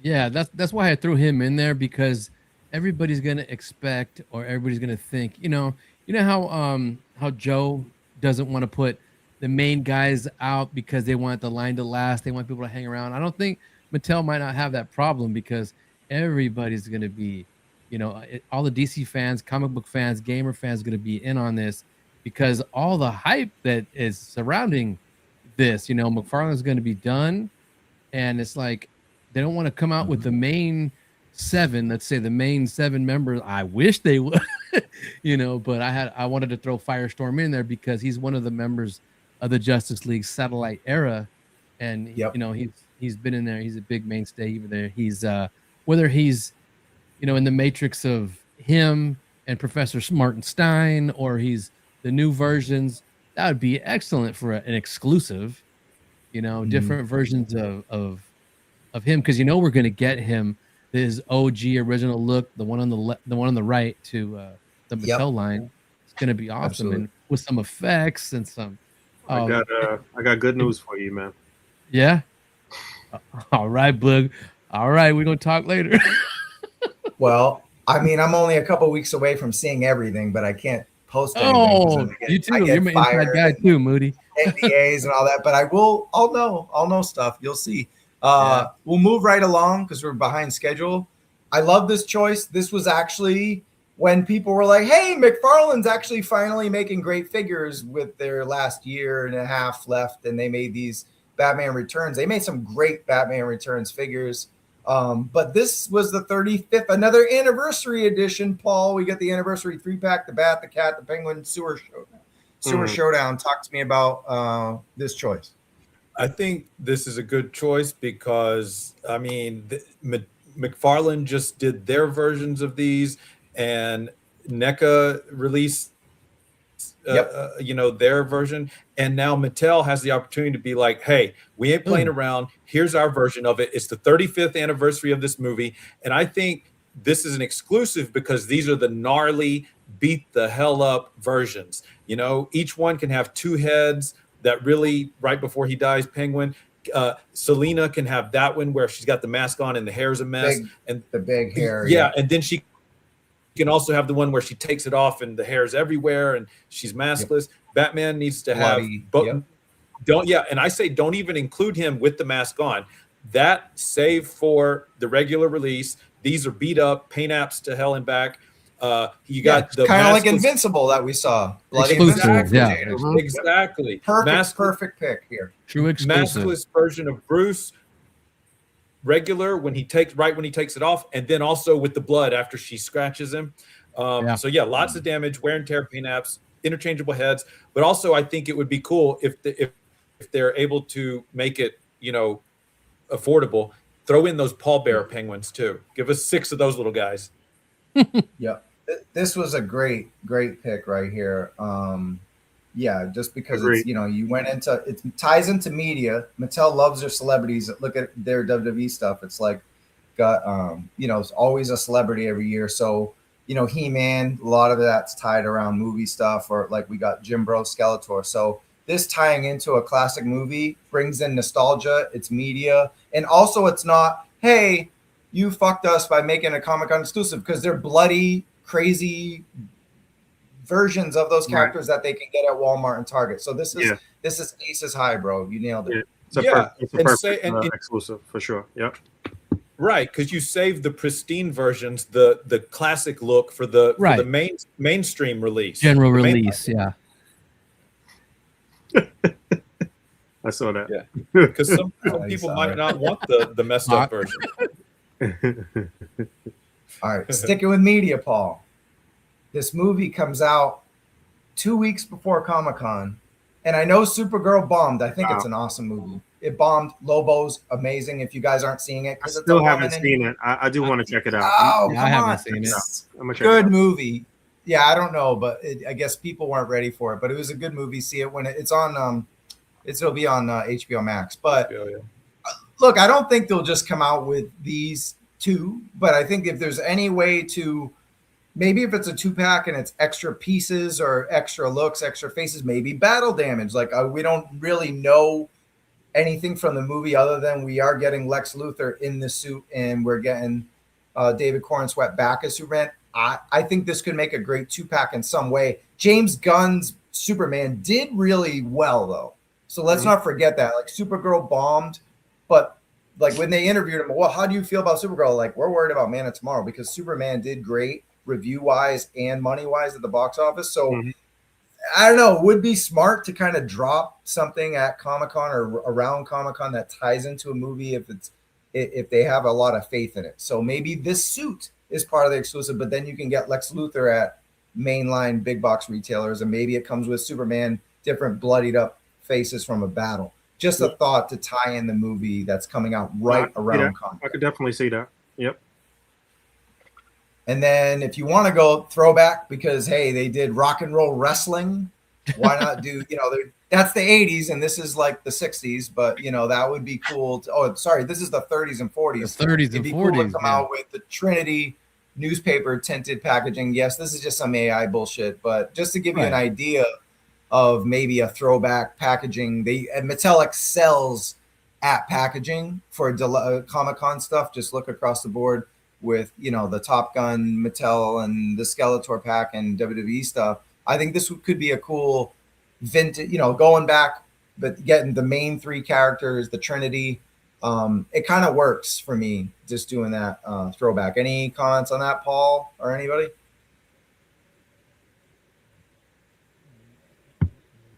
No? Are you frozen? He's muted. My bad. Paul. No, I was saying, I can't believe I fell for this. I was like going like, oh, this is a cool pack. I don't recognize it. It's dope, you said it's the AI stuff, and I was like, oh fuck. No. But Perfect yeah, exclusive. yeah, exactly. It's so exclusive. It's not real. I think that would be sick though. It looks so good. Speaking of AI, we got a question for Boog from Baldy. What's your take on all these AI pics? Is it taking away from the creativity of toy photography? This is what we need to ask Boog. I don't mess with no AI. Anything. That's right, baby. I hate it. I don't want to see any AI bullshit in toy photography. Hell no. Shit is bullshit. I talked about this with I don't know. I forget whose podcast was on recently, but I compared it to doing like long division or some shit. When you're doing toy photography and you're doing it tangibly and practical, you're doing a math problem and you showing your work pretty much. And when you're doing this AI bullshit, you on the calculator, baby. It's bullshit. The B-side. But what about like dream wish list mock-ups or stuff like that? That's different than toy photography, right? A mock-up, fine, but I'm just exhausted by AI shit. I'm tired of seeing it, bro. Like, I just don't want to see it in any capacity, especially not with the toy stuff. But like, I'm tired of seeing it at every end, in every medium. You know what I'm saying? So what does suck though about it is the thumbnail for this show I made without any AI, without any AI, and then at the end I added a logo to it from AI. I was like, hey, just put a SDCC logo on it. It has an AI info tag on every, like, Meta alerted everyone that it was AI. But the thumbnail, all the pictures are untouched except for just our logos in there because it was like, it took too long. I was just using it as a creative tool to get my show going. And it's because it is kind of like on high alert with AI. I got comments on Facebook groups, fuck this AI shit. And it's like, images from Google, dude. Like, but because it says AI info at the top, people are really like going right in on. They're going for it's a war on AI right now, and it does help as a toy tuber, but also I do understand it should never replace creativity from toy photography, or it should never replace jobs. I mean, look, I'm an actor and I'm not working right now because they, instead of being in the background, they got AI out there, robots taking my money. So I totally get it. So I'm kind of like 50-50 on it because it does help as a toy tuber when you want to, hey, this would be a cool exclusive. Well, I can't just draw it up. I'm not an artist. So it's kind of cool to see a mock-up based on good props. A mock-up is not crazy at all, but again, once you do one thing and you say, this is okay, then it starts creeping in. Yeah, for it's sure. been shoved down our Todd throats asks, so much lately. Todd asked, will it be cheaper than Legends? I think we're getting more accessories and articulation, so it might be even higher, right? What will what be cheaper? Oh, the Mattel figures? Yeah. Mattel DC, because they have the core line, which is $12, which is an amazing price for the best modern day kids line. These are going to be like Jada prices, basically. I mean, it'll be about the same as Legends, maybe a little cheaper in some instances in terms of bang for your buck. But like I said, I think that it's a very targeted strike that they're doing right now, and I think it's aimed at Mobile Legends. Yeah, I like that. My last choice before we move on to G.I. Joe, Nightfall Batman, because they're gonna come out with Tom Hardy Bane. They're gonna come out with all Bane's gonna be a hit guy, of course, but I think we're going to get a lot of Batman, but getting him in the classic blue suit. And this is a big time storyline. So this is an easy 2-pack to make. You could put the comic issue on the front package. So there's a lot of cool accessories, multiple looks, damage looks. Again, I think that's the theme of our show is the Invincible damage pack kind of has influenced a lot of our choices throughout the night. Kind of battle damage. 100%. We want a Comic-Con exclusive that is if you miss it, it's not the end of the world, but it makes for a cool addition, right? I mean, especially for the photography. Yeah, that's a huge thing in any genre, in any medium. They get fucked up. But these are super powered beings, run through buildings and throw cars and shit. So we need that. But like you said, especially for toy photography, I mean, it makes for good panels, displays, and obviously you have it just gives you a lot of options. So I love this. I love this. And Bane, 1000%. Yep. So this is what I was telling you guys. I have a feeling it'll be what's up? I said 1000%. You're gonna get your wish on this. Oh yeah. I was gonna say the price wise, you're gonna probably look at more of an ultimate line since they already have a core line.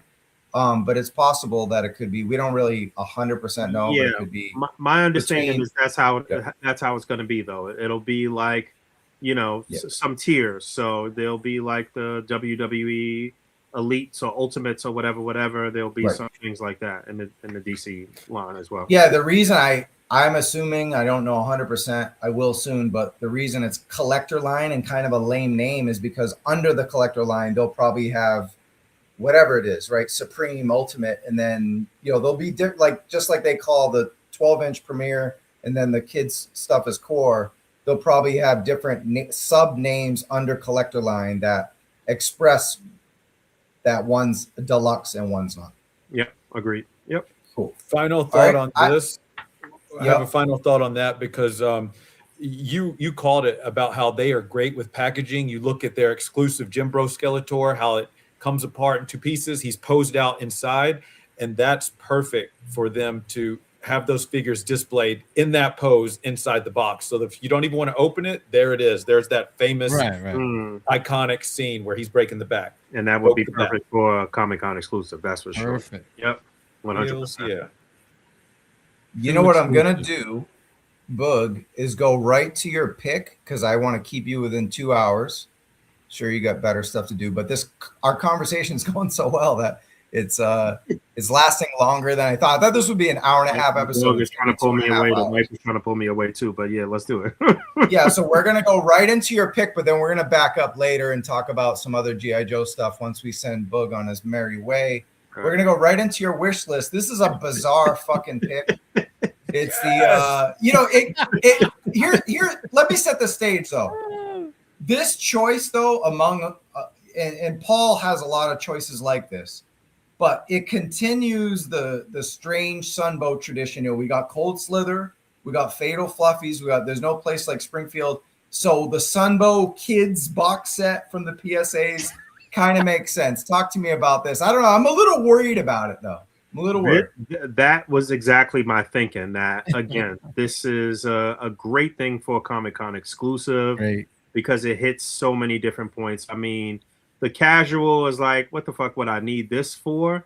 But it is something that somebody who is feeling very nostalgic would be like, you know what? I do want this. I do remember these PSAs. Also, in world building, universe building, toy photography, got a bunch of kids, man. You background kids, for displays and background characters and what have you. But yeah, you know, toy photography is not just about fighting and you know, drama. Obviously, there's a comedic aspect to it. A lot of funny shots people put up. So I think, like you said though, Trav, it could get a little crazy. You know, I feel your worry, but you know, if things stay PG, then I think then it's all good. But that's the problem. People won't, and it could backfire. You know, it could backfire in the worst possible way. And this is Hasbro. This is Hasbro we're talking about. There's no fucking way this sees the light of day, but it's still fun to talk about. It's fun to dream, but yeah, it would be a great way for them to give us a bunch of kids. You know, I love this. This didn't even cross my mind. I would so buy this. Now I know Boog is real and you nailed it. This is perfect. How many pictures would come out with G.I. Joe saving some kids, Spider-Man saving some kids, any hero saving whatever, man? It would, dude. Yeah. Why not? Hasbro would never in a million years touch this. Never. Well, you know what? Maybe if we really don't think Hasbro would do it, then maybe here's a fun idea for Big Bad Work. They're already making the NPCs, Right, they are. There you go. That would be perfect for them. Perfect.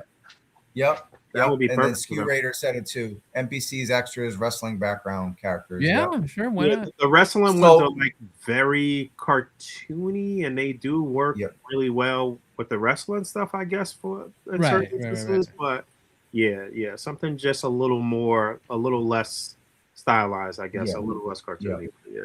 Got you. So I'll tell you what, we'll keep you for the rest of our picks, and then after that, we'll dive into just other classified thoughts. If that's okay with you, Boog, we'll just go through our picks with you. Yeah, so that way you can kind of see what we got. 8 more minutes.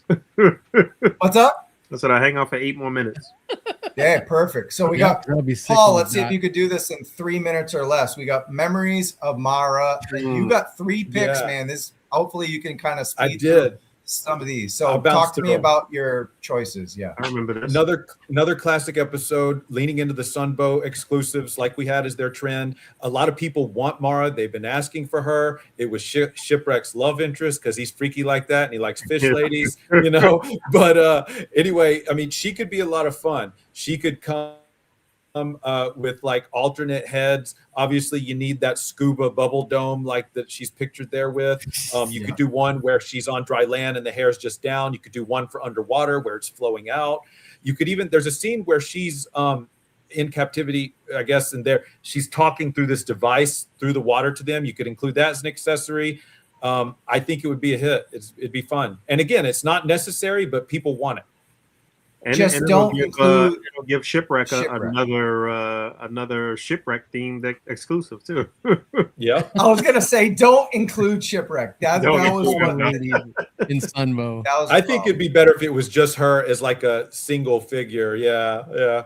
But okay. I like this one better. In the Presence of Mine Enemies. This is my favorite of your 3 picks, though. This one's sick. So for this one, people have been asking for Raven. And I think the pack is just her because Slipstream is obviously a big enough character to get his own mainline release. You got Raven. She has all her accessories, pistol, helmet, removable. And then she has an injury where she has like the splint on her leg and she's walking around on a crutch. Make that like splint removable web gear. You can take it on and off. Give her the crutch.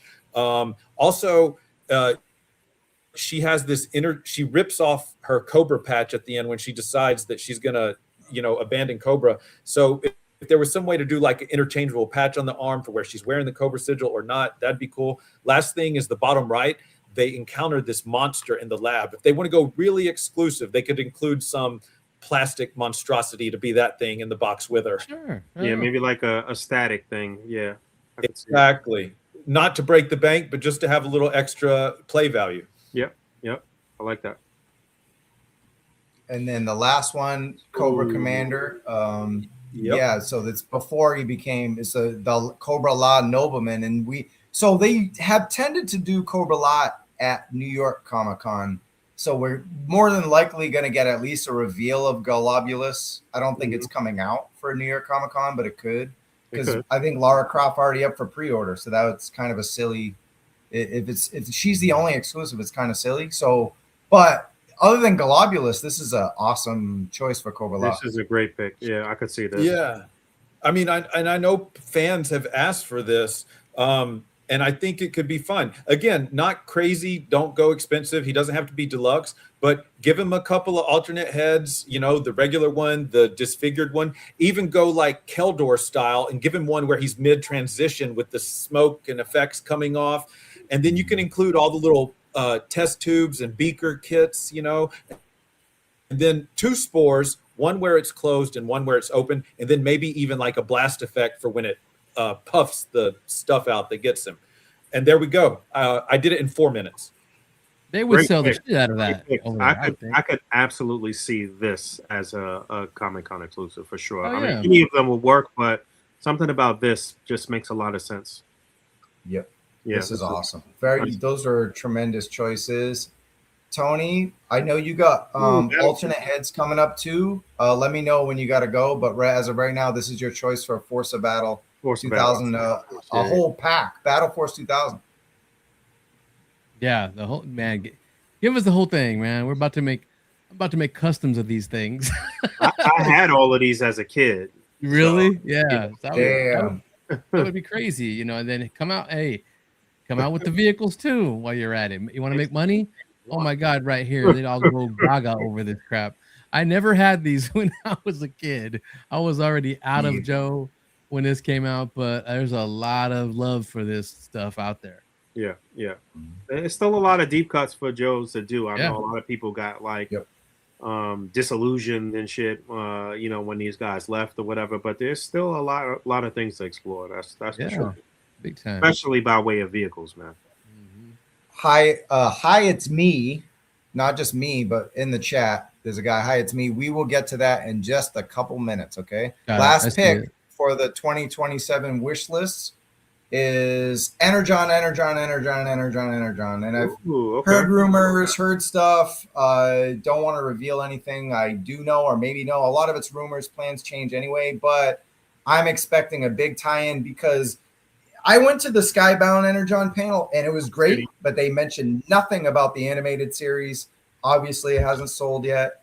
So that's got to be coming soon to a streaming service near you. I think as soon as we get Energon streaming, they're going to tie that in with the comic stuff for Comic-Con. So, we got a Rugged Duke that's similar. It's not Energon Duke yet, but I'm expecting them to make one of these or multiple of these Comic-Con exclusives, maybe shipped away from the Sunbow stuff for a year. I think Fatal Fluffies, and there's nothing like no place like Springfield. I think those underperformed.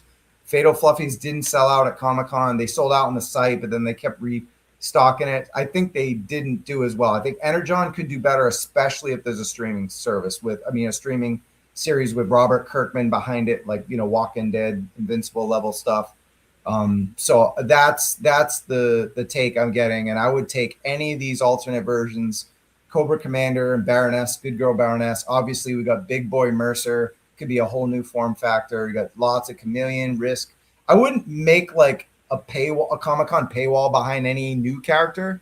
So Chameleon and Risk, I would save for retail, but like another version of Cobra Commander, another Baroness, another Duke. Why not? Right? There's so many of them. Right. So those could be you know, and then we got the two teams right there, the two different looks. So, Boog, before we let you go, what do you think of this possibility tying in Classified with the Energon universe from Skybound?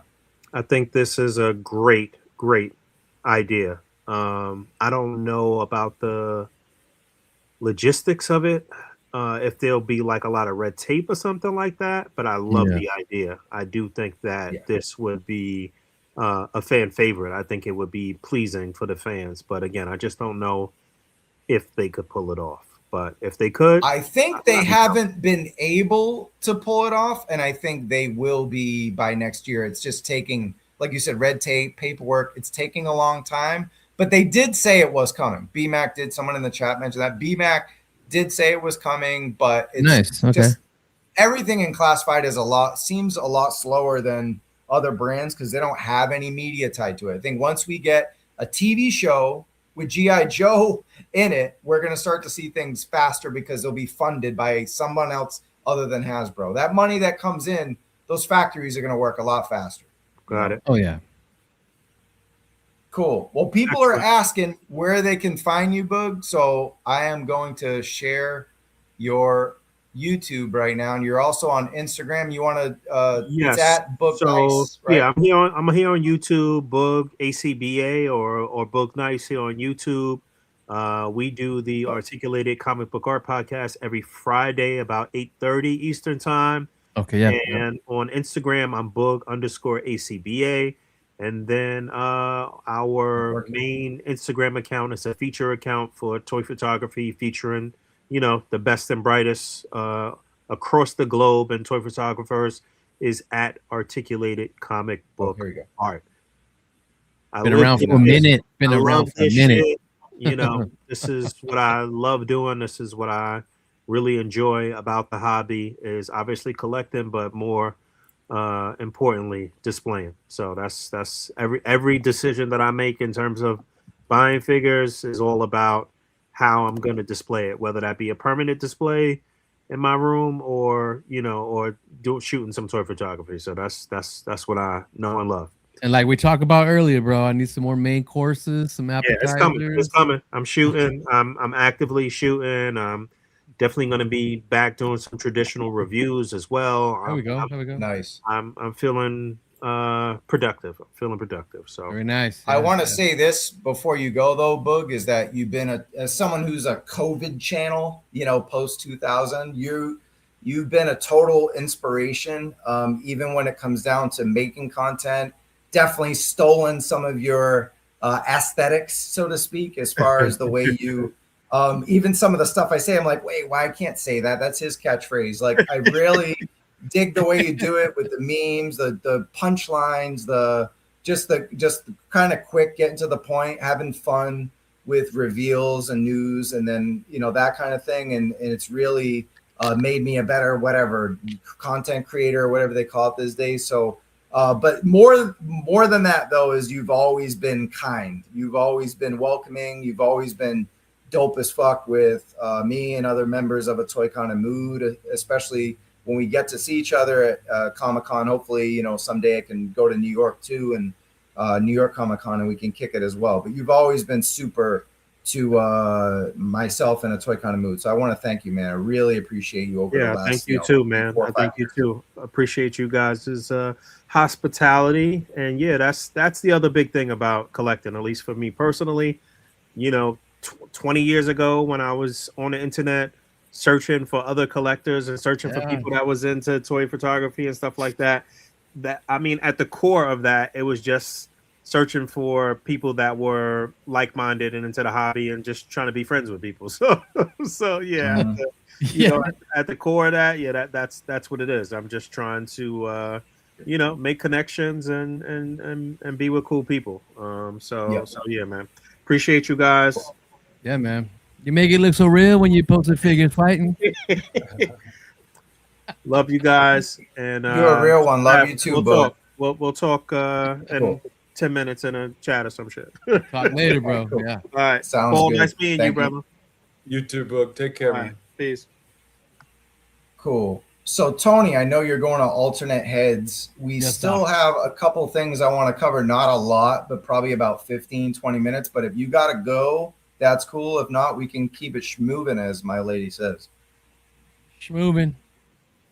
Yeah, you good for a little bit? I'm good for a little bit, yeah. All right. Well, speaking of the devil, I wanted to let everyone know, we joked about it in the beginning, but I did produce this interview. I want more people to see it. Unfortunately, it cannot be on a Toy Kind of Mood, because then it would really, I wouldn't be the only one blackballed from Hasbro. I think several other people would be, if they went up and said, hey, this interview is for so-and-so, and then it ends up on my channel. So just to be fully transparent, I produced this, put it together. Shout out to Jason the X. He uses camera work. We're thinking of you, buddy. We hope to see you back on a Toy Kind of Mood and alternate heads. But yeah, Mark Beasley, super cool dude. He is the voice of Classified now as far as the story, right? And he's really connecting the subline, some of the ideas that Lenny had for each character. He's connecting all that now in his storytelling. And some of these questions, both Gypsy and Bobby did a great job asking them. And even though it was the Thrasher machine, Tony, we had some fun with that, with the Thrasher machine. Shout out to Bobby. We love you, man. Go check out alternate heads when we're done here, or you can go over there now. They're on the Geeks Have Game YouTube channel. But yeah, go check out this interview. I want more people to see it. It's something I edited it and thought of some of the questions and stuff like that. So go check it out. And Gypsy did an amazing job. She'll be doing more interviews for me in the future. She did awesome. So I wanted to shout out some of our friends from China and Australia. We got Adam here with the Hooded Cobra Commander. Do you like what you see, Tony, with did you pre-order this or what?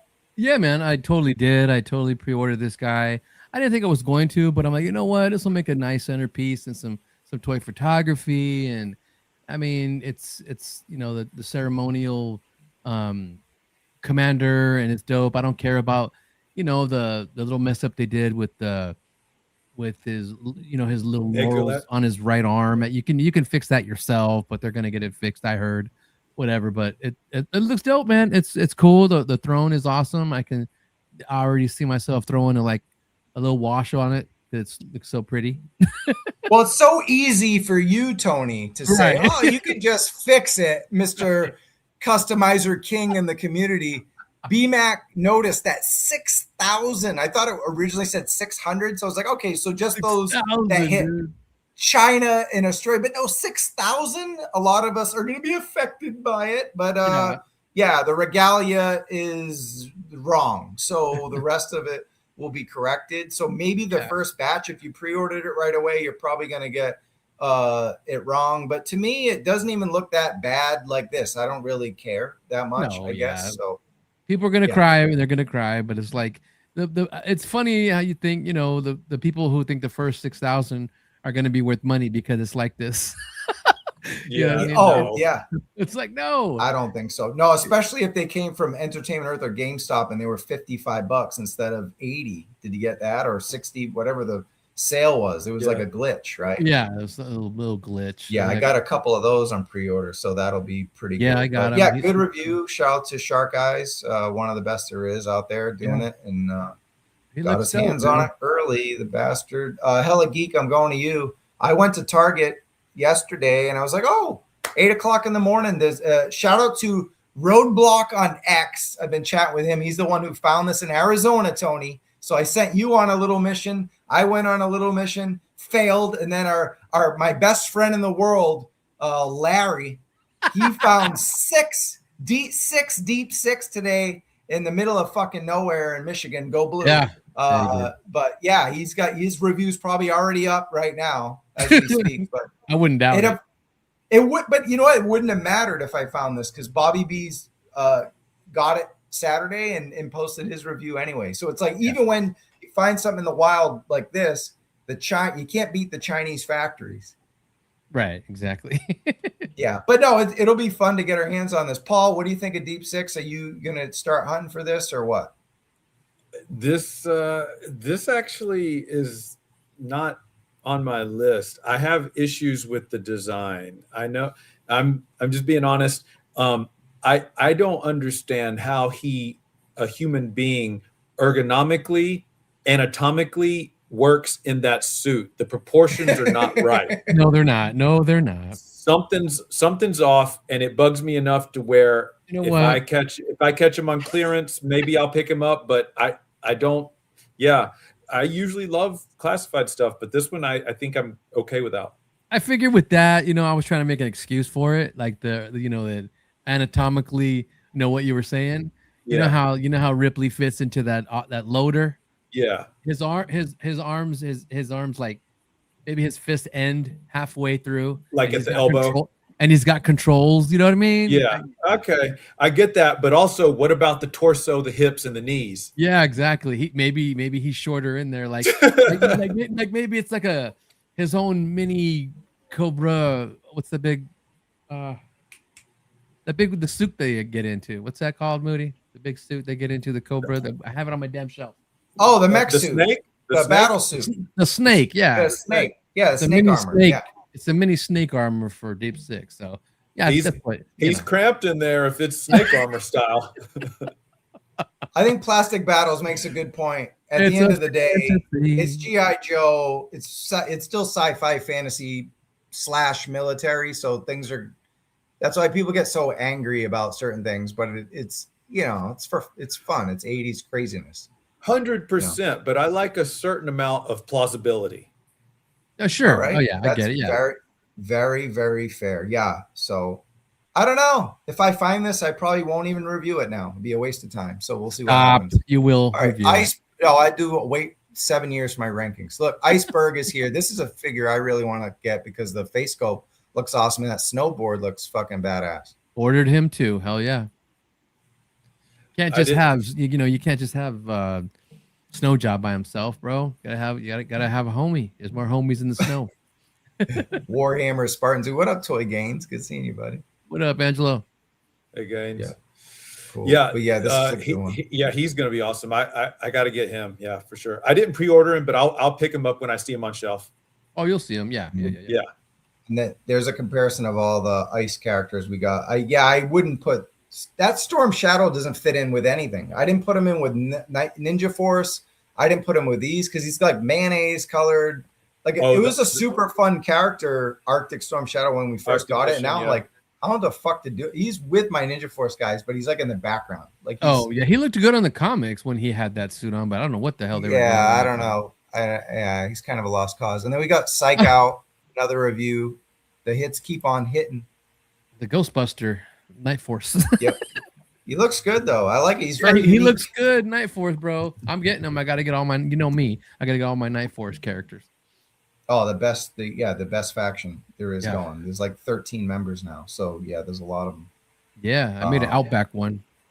Looking good. Wanted to give Lenny a shout out. Got to see him at Comic-Con and chop it up. And I believe we're working on it, guys, but there might be an interview hopefully with Lenny soon. Next week. I think I'm out of town or working, but maybe the week after. I think we're aiming for the end of the month. Nice. So fingers crossed that we can talk about all the latest and greatest with Boss Fight and G.I. Joe with Lenny and hopefully Tony and maybe Full Force Chris, Diagnostic 80. So we'll see what happens. I'm working on that right now. Yeah, it's been a while since we've had those guys on, so it'll be cool. And then these are the designs that he just posted. Follow the Weather Dominator at Weather Dominator on Instagram so you can see all his badass designs. Because I want like a sketchbook with all this stuff. This stuff's great. Cool. All right. Yeah. And then next up, we got the Triple T. Yeah, we saved the best for last. So that went up for pre-order today. It is sold out, right? Sold out. So. Is it? I think so. Someone I'm going back and forth. I was going back and forth with the jerks, and they were, unless it was a Fluffy they were talking about, that was sold out, came back. Well, let's see. I'm checking now. It's still available. Check it out, man. Still pre-order. Available, which means you can cancel your second one now. I just don't need this. Yeah. You know what I mean? I just don't. I'm good. I'm past. I want it. Yeah. You don't need it. I don't need this. if it had not come with the optional canopy, I would have passed. That's a dope one. That's it. I'm in the canopy camp for that. Yes, for sure. Needs a canopy. Wait, so you're in the canopy. If it didn't come with a canopy, you would pass. You like it classified up, Paul? I do. Yep. Because you can take it off and remove it and have it the way it's supposed. Yeah, exactly. Look at these new pictures we got. It satisfies both camps. Yes, he's getting all the dust in his face. Yeah. Right. and he's taking the bullets right to the chest. Right. Face, head, everything. See, at least he's wearing a helmet. I've heard golf cart, armored golf cart, Battle Zamboni. Battle Zamboni. I love that. That's a good one too. It's for the guys who had this when they were a kid. Go ahead, go for it. Yeah. I never had it, but I want it because I didn't. No, I hear you. This is so fun. This working is so treads fun. are dope always. Yeah. Oh yeah, that's dope. Another thing. If the treads were not going to be real working treads, I would have passed on it as well.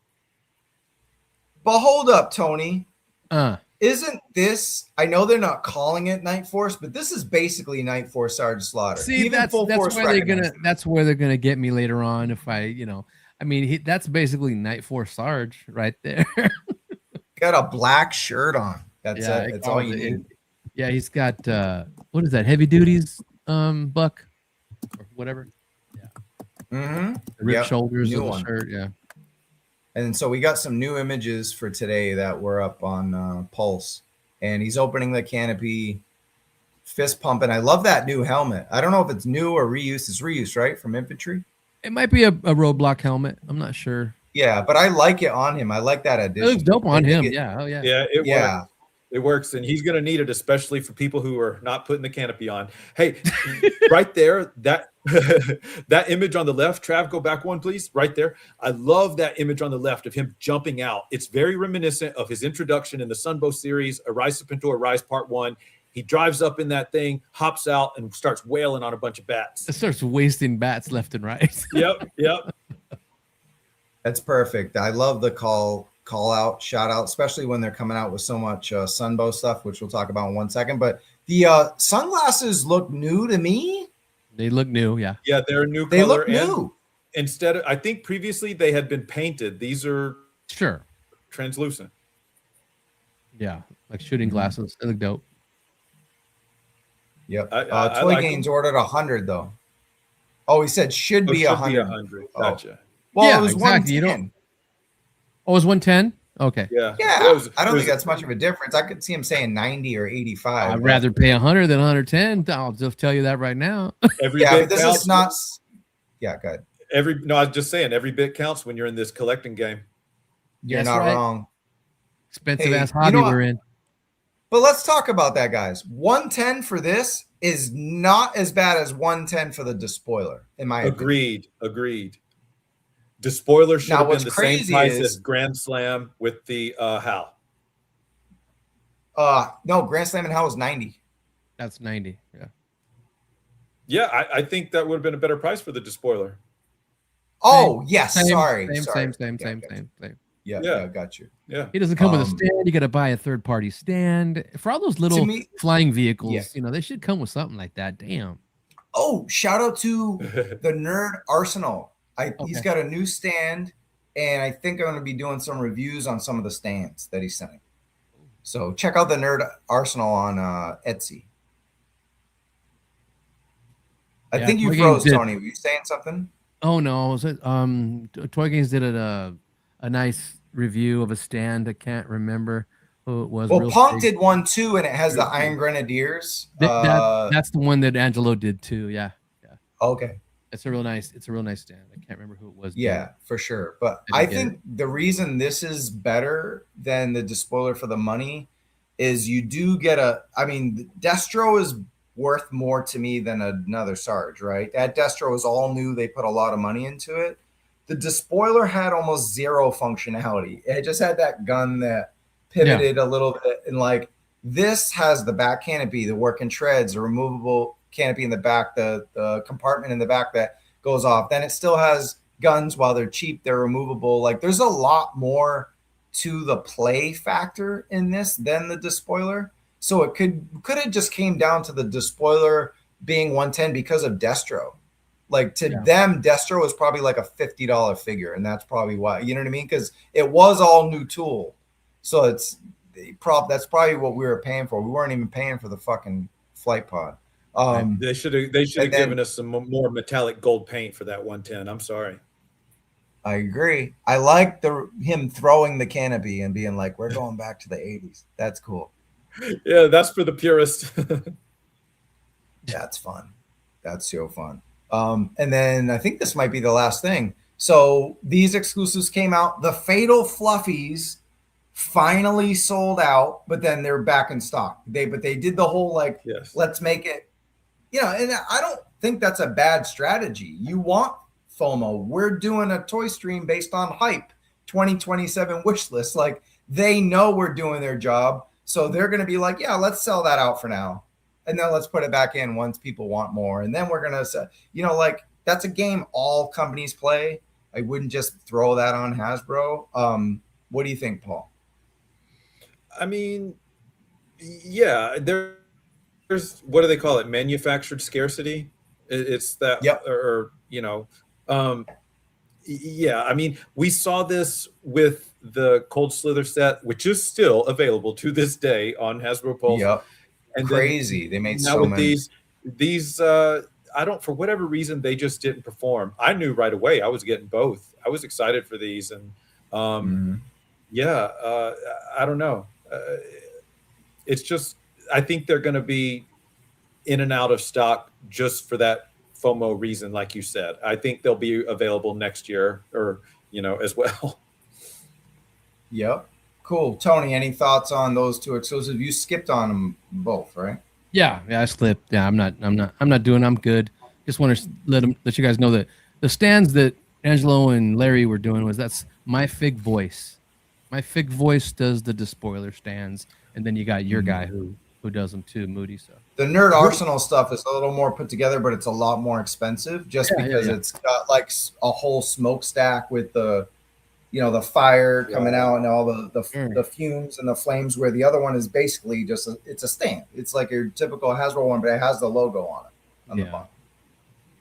So, but you know what? I want to send you to GHG, and I want to send everyone else home for tonight because we already covered the 2027 exclusives. Any last thoughts, Tony? Where can they find you? I'm good, man. You can find me at Tony's Figs, Tony's_Figs on Instagram. I just passed 5,000 followers. That's awesome. Thank you, guys. It's very awesome. Congrats, Tony. Thank you. And then there's Tony's Figs on Facebook, and you can find me on Circle of Jerks. We did a show yesterday. Have a lot of fun with those dorks. So I'm gonna go have some fun with these other fools at Geeks Have Game. Old school to a kind of mood. Veterans. Got you. I think, Paul, you're good to see you, T. Yeah, you too, Paul, brother. Your PM was about the haul. That was the stuff we showed during the stream already. You mean like figures in hand? Yeah. Oh, I missed that. Oh, it was like. Yeah, you're good. But hey, I want to bounce out of here because we're 2 hours and 20 minutes in, and I'm having some Wi-Fi difficulty where it's freezing on people. So, but yeah. Right on. What else you got, Hellageek? What do you got going on? As always, got multiple videos in the editing process, but they happen when they happen because I'm busy otherwise, and I'm grateful for that. Yeah, that's where I'm at, man. Catch me on Insta, Hellageek Insta, and here on YouTube, Hellageek.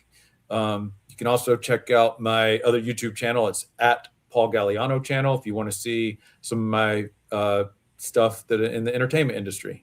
Appreciate all you sweet and you guys. I want to give one more shout out right here. The chair with the Springfield set. You can go to Red Atlas Creations on Instagram, and there's a chair, and it's only like $10 or $12, and it looks really well put together. Red Atlas Customs on Instagram.